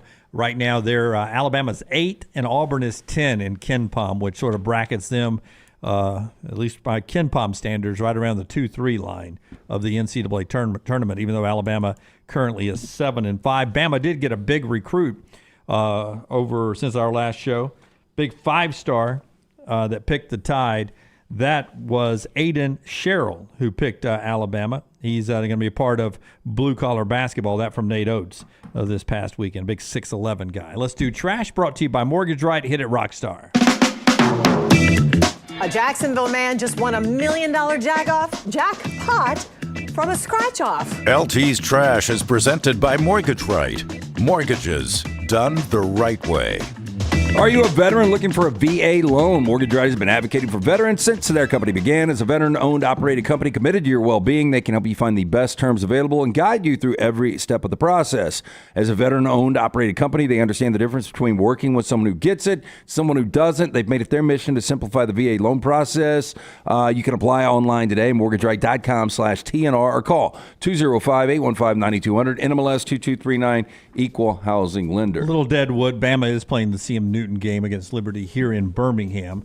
I made the mistake of looking at ESPN.com, and it had the CM Newton Classic, but it was playing in Liberty, and I was like, why are they doing that? I didn't know they took that show on the road. When did CM coach at Liberty? Yeah, I was like, well, I didn't know if there was, the Ice Capades or something, but thank you, Craig. That is in Birmingham coming up this weekend. Big swing and a miss here. An Illinois family's Christmas vacation to Disney nearly ruined after the grandparents mistakenly bought $10,000 worth of Disney Plus streaming services gift cards instead of the Disney Parks gift cards. Oh, man, the grandparents just trying to do something nice. $10,000? Is that what you just said? In a $10,000? series of TikTok videos, Andy Costin explains that her parents were planning a big family trip for all 16 family members. To save a little money, Costin's parents decided to buy $10,000 worth of Disney gift cards from Sam's Club and pay for the trip with those. Gift cards at Sam's Club are often discounted up to 25%, meaning for every $100 gift card, it would only be $75. Thus, gift card purchase worth $10,000 would likely save the family around $2,500. But Costin's parents made a major mistake. They accidentally purchased gift cards for Disney Plus streaming services rather than Disney Parks. It's sad, man. I mean, they're trying to do something so nice for the family. Well, this has been polarized. Now, Costin said she realized the mistake when her parents, who are 78 years old, were having problems loading the gift cards correctly online. The story has hit a lot of criticism from commenters. One said, quote, "I'm not in the right tax bracket to feel empathy for this situation." Now, others were confused about how Costin's parents were able to buy $10,000 worth of gift cards in one sitting, as many realtors have a limit on how many can be purchased at one time. Costin, however, said she was equally confused by that. TikTok users pointed out that marketing on the Disney Plus cards is very clear, that they are for a streaming service, not for theme parks. It is, but if you're 78 and you're old and you didn't grow up in the streaming era. I could see this mistake. I mean, all I can picture is the old lady's hand shaking and the old man tearing up and them realizing they made a mistake. I mean, I sympathize with them. Here we go. Fortunately, they get in the bed together and this boat sinks. Here's the happy ending. Okay, we got a happy ending. Yeah. It is a Disney story. Fortunately for the family, because the story blew up nationwide, they were put in contact with the right person at Disney who could fix the situation for them. Some were accusing Costin of trying to get a free trip or a refund, but said that was never the goal. They were able to flip the cards, though. Oh, that's good. Okay. I mean, I'm glad Disney got involved because it's just old people trying to do something nice for their family, and they got confused. Yeah, that is sad. Man. So it's not loading, Papa. It's not loading. For some reason, we are dying. We are dying in this. It's so cold in here. Papa, it's not loading. Gonna assume Rocky has a picture on this one. A man who received a Waffle House tattoo from a Florida shop was taken to jail for failing to pay for it. Now, according to an arrest affidavit, Max Gigant, 33 years old of Clearwater, seen right there, was arrested on a theft charge. Deputies were called to the Ink Gods with a Z. Of course. In St. Petersburg. After he received the $250 tattoo, when it was time to pay, he alleged he did not have a debit card. Hey, that's a really good tattoo, by the way. What body part is that?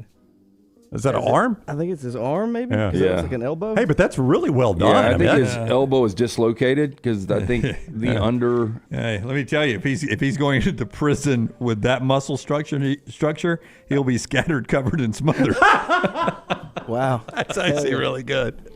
Now, in his bag, the cops found he only had $6 in his driver's license. He was booked into Pinellas County Jail, released the next day on $150. I do want to applaud. What was the name of our tattoo parlor there? With Ink Gods. Ink Gods for their work right there. That is spot on. Yeah, but that seems like it'd be pretty easy. It's just I've never given a tattoo. I don't know. Yeah. I could probably print the logo out and trace it, and then tattoo it. Lance and Rockstar. Nobody shot down my compliment. No, I mean, I think like a collage with a couple of wolves and vampires and stuff would be much more difficult to do than a Waffle House. I've seen crappy tattoos. I'm just saying that looks exactly like the Waffle House logo. They got it spot on. Meanwhile, if he was getting that tattoo in front of his friend Lance, he'd have been cheering for the L and the E to be misplaced at the end of waffle. Like you did with mine. And it almost worked, by the way. I wasn't cheering for it. I just said it would be typical. Yes. My long live was almost live long. So we kind of all know that Kanye West is crazy, right? Okay. Oh, yes. He's making headlines again. He's got a huge ambition here. This time he is unveiling his plans to build a self-sustaining city in the Middle East called Jerome. Now, according to the New York Post, the American rapper, now known as Ye, aims to build Jerome somewhere in the Middle East. However, he hasn't specifically mentioned where. It's a good plan if you look at it. It is. Looks like a receipt. Yeah, it's a receipt. Yeah. Now, Twitter, on his Twitter account, Unreleased Ye, announced that the rapper's grand plan, which spans a staggering 100,000 acres, twice the size of New York City.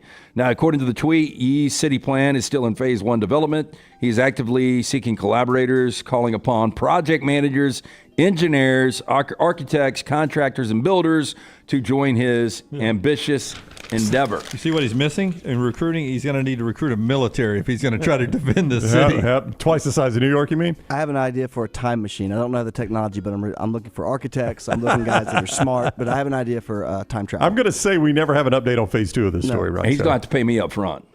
Right? I would agree. I'm going to need the money in the bank before I put a shovel in the ground. Now, the Post go ahead. reported that Ye recently also listed his Malibu home for sale after abandoning plans to renovate it. The property now bears a listing price of $53 million, which is reportedly lower than the $57.2 million he paid 2 years ago. Well, that's what we did that story on Friday, and the reason why it's lower, he gutted the house.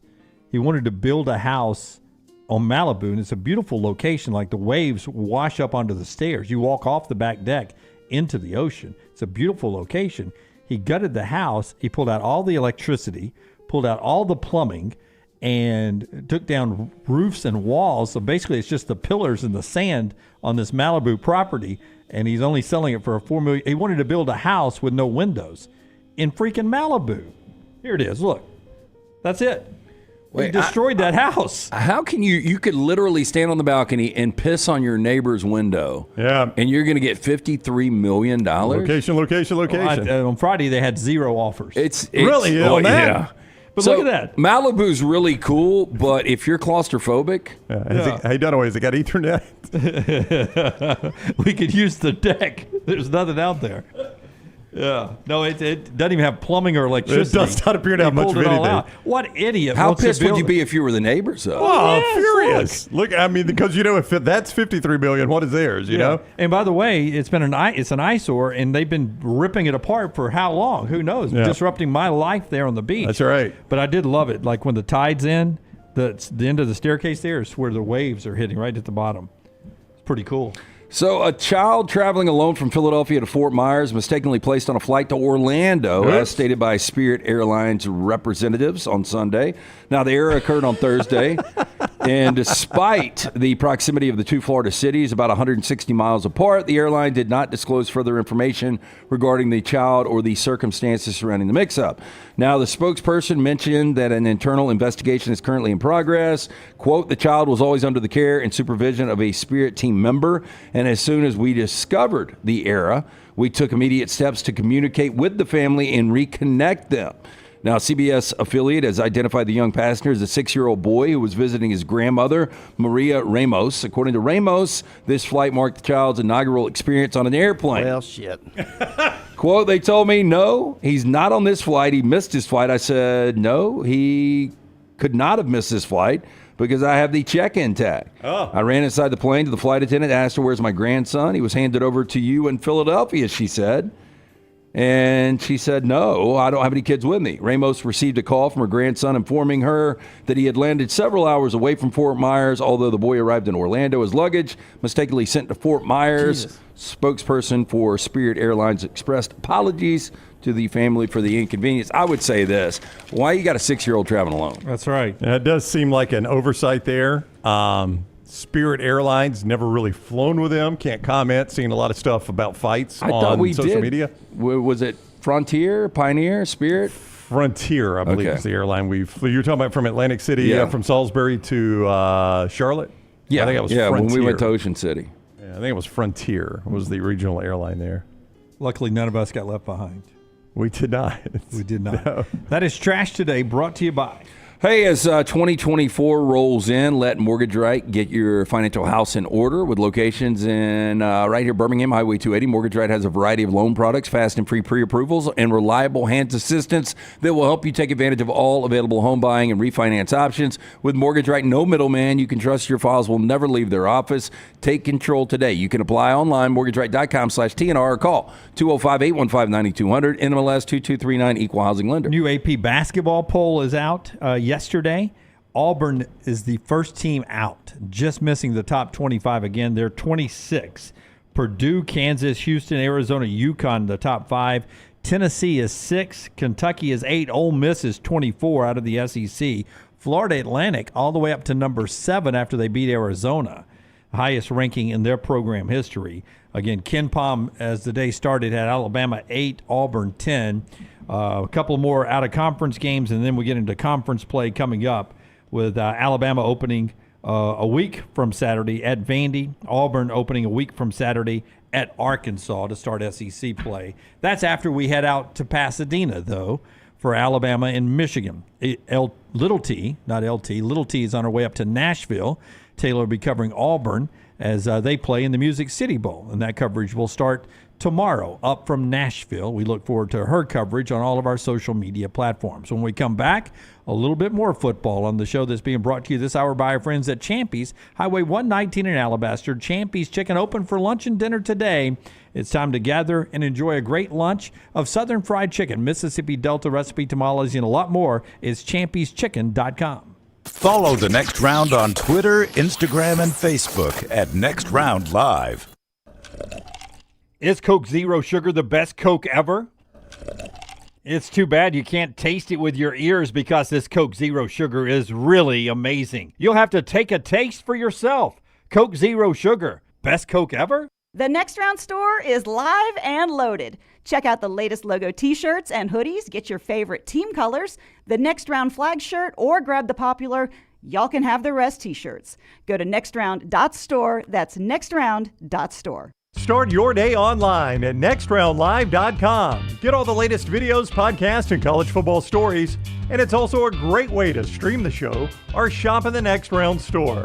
Stay connected by visiting nextroundlive.com. Want more of the show? Download the app or visit nextroundlive.com for the latest podcast. The Mystery Fifth Hour, our Not For All Ages podcast, The Last Call, and our entire Double Down Media podcast family. All at nextroundlive.com and on the Next Round app. Remember the name Way to Wellness if you're battling weight loss in your life. I'm Jim Dunaway from The Next Round. There was a time I was over 216 pounds until Way to Wellness helped me lose 45 pounds, and now for over 2 years, they've helped me keep that weight off. Here's their website, aplanforme.com, aplanforme.com. That's a great name for a website because there's no cookie cutter plan. Everything is designed specifically for you. No contract, no sign-up fees, and your first consultation is free at Way to Wellness. Want more of the show? Download the app or visit nextroundlive.com for the latest podcast. The Mystery Fifth Hour, our Not For All Ages podcast like Bama and Bourbon, and the entire Double Down Media podcast family. All at nextroundlive.com and on the Next Round app. What would happen if Santa came down your chimney and discovered fire damage in your home? What if he came down the chimney and discovered a wet floor? Santa's elves can't clean it up. You would have a lot of unhappy children Christmas morning. If that happens, contact DryTech Water Restoration immediately and make sure your children have a Merry Christmas. DryTech can clean up the mess and get in touch with your insurance company. Call DryTech 205-637-0143 and make sure your holidays are safe and happy. Happy holidays to all from DryTech Water Restoration. What are you waiting for? It's non-stop gaming action at Birmingham Racecourse Casino. Come play more than 900 of the latest and greatest games around, featuring fun bonuses and big jackpots. You can wager and win on horse and greyhound races from all over the world. There are more ways to win at Birmingham Racecourse Casino. Birmingham Racecourse Casino, located off I-459, exit 31, Derby Parkway. Must be 21 or older. You want to look great while supporting your favorite show? You know the place to go is the official Next Round store at nextround.store. Yes, there are .store domains, and we have one. From shirts to hoodies to hats and all kinds of fun stuff, you can rep the Next Round anywhere you go. At the beach, Next Round hats to block out that sun. Up north in the winter, get you a comfy Next Round hoodie. Just need something to put your $20 beer in at a game? Get you a Next Round koozie and throw that thing in your pocket. You never know what stuff Jim's going to make me put in there next. Check it out. It's the Next Round store at nextround.store. Trevor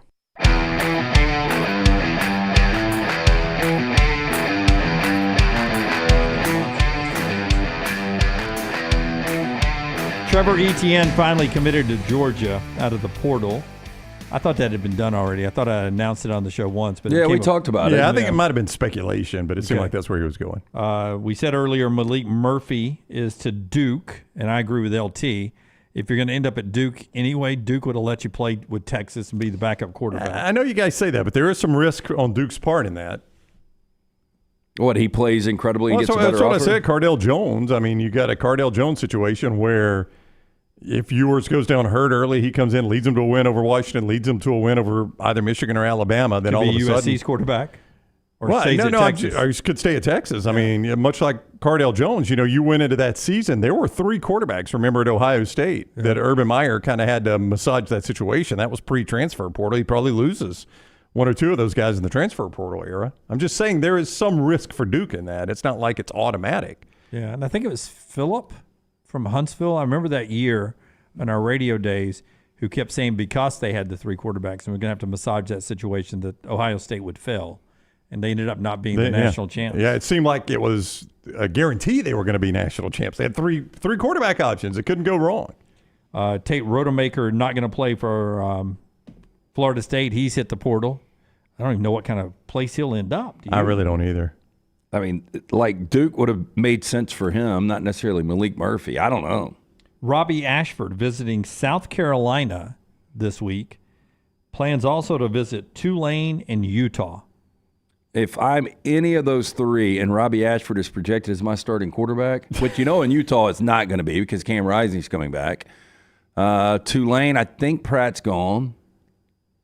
But, boy, if you go from Michael Pratt to Robbie Ashford, or hell, even if you went from Spencer Rattler to Robbie Ashford. Surely Pratt's back. If you're Kevin Summerall, you don't take – if you're John Summerall, you don't take that Tulane job without Pratt being back, right? I think so. Well, no, I don't think that was a factor at all. I mean, he wasn't out of eligibility, was he? Oh, I'll tell you right now. While you do that, mybookie.ag, today's bowl game starts at 1 o'clock ESPN, Bowling Green in Minnesota. Minnesota's a favorite. Texas State and Rice follows that down at SMU Stadium there in Dallas. Texas State's a favorite. And then tonight in Phoenix on ESPN at 8 o'clock, Kansas a big favorite as they take on UNLV, Brownie. Next year is year 5. For who? For Michael Pratt. Oh, okay. Yeah. Well, then I would want him. So, he'll be back. So all of those teams have got proven – well, I guess Spencer Rattler won't be coming back. He is not. At mybookie.ag, all the lines for the college football playoff games are about where they've been. Alabama, 1.5-point underdog. Michigan, the 1.5-point favorite there in the Rose Bowl. And Texas is still a 4-point favorite over Washington and the Sugar Bowl later that night. So that's about where the numbers have been for quite a while, and it's where they remain. Right now at mybookie.ag, you could use code NEXTROUND when you sign on at mybookie.ag. You make an initial deposit. They give you a deposit match up to $1,000 when you use code NEXTROUND at mybookie.ag. You can bet anything, anytime, anywhere with mybookie.ag. And why not get free money when you use code NEXTROUND? Use that money, win once with it, and it is yours and yours forever. That is mybookie.ag, code NEXTROUND, to get that deposit bonus I'm talking about when you sign on at mybookie.ag. I will tell you that Penn State, working out at the Peach Bowl, that's one bowl game that the SEC is playing outside of the playoff. I'm excited about Penn State. Ole Miss seems to be, 2 quarterbacks that are coming back. That always makes for an interesting game. 2 quarterbacks that are coming back. 2 teams like run the football, though. I think if you like good run game, you'll see a little bit of that in that Ole Miss and Penn State game. And if you're Ole Miss, Lance, you occasionally get a chance to get a scalp of a big-name SEC team. But how often do you get to play a big-name team like this, like a Penn State, Not often. and get a win? And, this is technically a top 10 matchup. Yeah. And it is the number one overall defense in college football in Penn State. I know that's hard to believe. The offense just didn't really complement it this year. So Ole Miss and Lane Kiffin, the pride he takes in being one of the best play callers in football, he'll have an opportunity to go against the number one defense. Okay, let me run through the SEC Bowl games, which start tomorrow for Texas A&M and Oklahoma State. Tax Act Texas Bowl, not against the point spread, just winning the game outright or not. I mean, who's left for Texas A&M in this contest? This feels like Oklahoma State to me because you're right. They're without their coach. They're without their offensive coordinator. A lot of their big players. I don't, again, these things are hard to predict, but if I had a gun to my head, I think I'm going Oklahoma State. Boy, it's a tough one. It is. All these are going to be tough. I'll lean A&M. On Friday, Clemson and Kentucky in the Gator Bowl on Friday. It just seems to me that Clemson, they made a point at one point of the season when everyone wrote them off to be recommitted to try to establish something. They haven't really beaten anybody of significance, but seems like it'd be a Clemson win for me. Yeah, I mean, Clemson right now around 4.5-point favorite. I think I would play Clemson. Did you guys, I know we've all been out at times over the holiday season here. Did we ever play the sound from the teleconference? It was a video conference, actually, of Dabo and Mark Stoops. Lance would have loved this. Dabo, and this has been it's several weeks ago, a couple weeks ago, right after the bowls were announced. Apparently, they've had a lot of opt-outs at Clemson, and Dabo said, the way I'm looking at it right now, I might have to start at defensive back in this game for us. And Stoops fires back. He goes, "You'll be fine. I've seen you run down that hill." No, he didn't. Yeah, 100% said it. Dabo laughed. Dabo laughed. It was such a good comeback by Stoops. You'll be fine. I've seen you run down that hill. On Friday, another bowl game I'm excited about, Missouri and Ohio State. Now, Ohio State will probably have some opt-outs, but I'd like to see Missouri. I haven't really seen a lot of opt-outs from Missouri. No, I think they're going to be full strength. And Kyle McCord is at Syracuse now. I would be surprised if Marvin Harrison plays in this game. I haven't seen anything official. Yeah, I don't think he's going to play. I think he's practicing, but I don't think he'll play. For Eli Drinkwitz, this is a Super Bowl-like thing for Missouri. Because not only can we win 11 games, we can beat a Brandon Ohio State. We win a Cotton Bowl trophy. Yeah, I mean, it is a Cotton Bowl, and we solidify ourselves as a top 10 team. Like right now, we're sitting at number 9. We don't go anywhere. We're closer to top 5 than outside of the top 10. It's a big game for Missouri. Same thing I said about Ole Miss. If you're Missouri, how often do you get a chance to get a win against an Ohio State? I'm with Lance. Feels like they're Super Bowl. I really like Missouri here. And on Saturday, Ole Miss and Penn State, we talked about that one. That's when you get Auburn as well, 1 o'clock on ABC up at the Music City Bowl. Auburn and Maryland with their backup quarterback. Yeah, Talia, Tagovailoa opting out of the game. There are rumors he's trying to get to Miami. His family obviously down there with Tua playing for the Dolphins, that he would like to go play at Miami and finish out his career there for the Tyler Van Hurricanes. Dyke went where? Wisconsin? Yeah. Yep. No, that'd be a good spot for him. Yeah, I agree. I think, in a lot of ways, probably an upgrade. But I like Auburn. It seems like this game means more for Auburn. Yeah, I agree. I think Auburn may run them out of the stadium even. I like Auburn as well. Feels like that Music City Bowl Auburn had against Purdue. You remember that a few years back? Yep. I get a little feel of that. Georgia and Florida State in a weird, I don't like it, 3 o'clock Orange Bowl. I know. That should be a night game. Should be a late night game. I don't know how Florida State fields a competitive team in this game with all their opt-outs. I think Georgia runs them out of the park. Yeah, Georgia definitely wins a game. Yeah. And then on Monday, January 1st, Wisconsin and LSU in the ReliaQuest Bowl. That's the Outback Bowl, right? Tough game, though. Yeah, LSU's favored by 10 in this one, with Garrett Nussmeier, I assume, getting the start here. I don't know how many guys are playing for LSU, how much motivation's there. I mean, I think LSU wins the game. I don't feel great about them covering. Yeah, and then an hour later in Orlando, Iowa and Tennessee. We know what Iowa's going to do defensively. Sort of like Iowa in that game. Yeah, I kind of do too. Tennessee's favored by 8. I don't know how Iowa scores on Tennessee. I don't either. I mean, they don't score on anybody, and Tennessee, has got an improved defense over last year. It's an SEC defense. I think Tennessee will move the ball a little bit on Iowa. I'd like to know what their quarterback plan is here before I made my official play. You would be all in on Nico. I mean, I would play him. You would? Yeah, I mean, I'd play him. I'm not saying if he's playing, I would be all in on Tennessee picking them. But if I'm Tennessee and a Tennessee fan, I'd like to see a lot of Nico in that game. Chris says Jaden Daniels is the only opt-out. Now, a lot of people, it's becoming very fashionable to go to the bowl site and then just not play in the game. It'll be interesting to see if Malik goes out and plays in the game because you can make a case Malik Neighbors should be top 10 pick. I mean, look, Marvin Harrison Jr. will go number one as far as the wide receiver position. Neighbors is draft eligible. And so is Brian Thomas. But Neighbors should be number 2. Yeah. Alabama, Michigan later that day. And then, of course, the nightcap, Texas taking on Washington. We talked to Chip Brown earlier today about that game. You can get that wherever the show is podcasted. So we're ready. We're ready to do all the stuff we got to do this week. Terrion Arnold is ready as well. Cut one rock star. Terrion Arnold last week when he joined the show on who J.J. McCarthy reminded him of. He joined us, and this is what he said. When we talk about Michigan, we talk about their ability to run, their great defense. Nobody really gives number 9, J.J. McCarthy, a lot of credit. You know, when we have insiders on, they talk about that upside from J.J. McCarthy. He's a much better athlete than advertised. When you look at the Michigan quarterback on film, what type of quarterback do you see?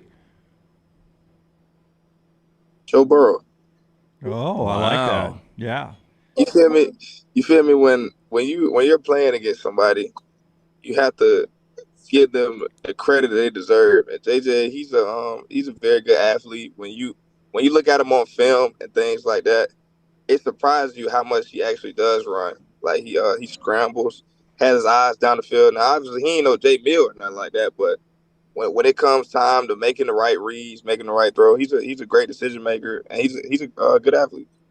Joe Burrow, Brown, you weren't here for when he said that. Well, I mean, look, Joe Burrow's senior year is infinitely beyond what McCarthy has done, but that doesn't mean they don't resemble one another. I could actually see that comparison. Well, I could see Joe Burrow his next to last year. Yeah, his junior year or the previous to him coming out, yeah. Because Joe Burrow is, and we saw this a lot more at LSU, very mobile and able to create with his feet. And Burrow had far more around him in the skill. I mean, he had Jamar Chase, he had Justin Jefferson, Thaddeus Moss at tight end. And it spread you out to where there's gaps for you to run. Yeah, now I will say, I mean, Clyde Edwards-Helaire was a very good college running back. I mean, I think I would take Blake Corum over Clyde Edwards-Helaire. But other than that, the rest of the skill goes to Joe Burrow. Yeah, he's being very nice there.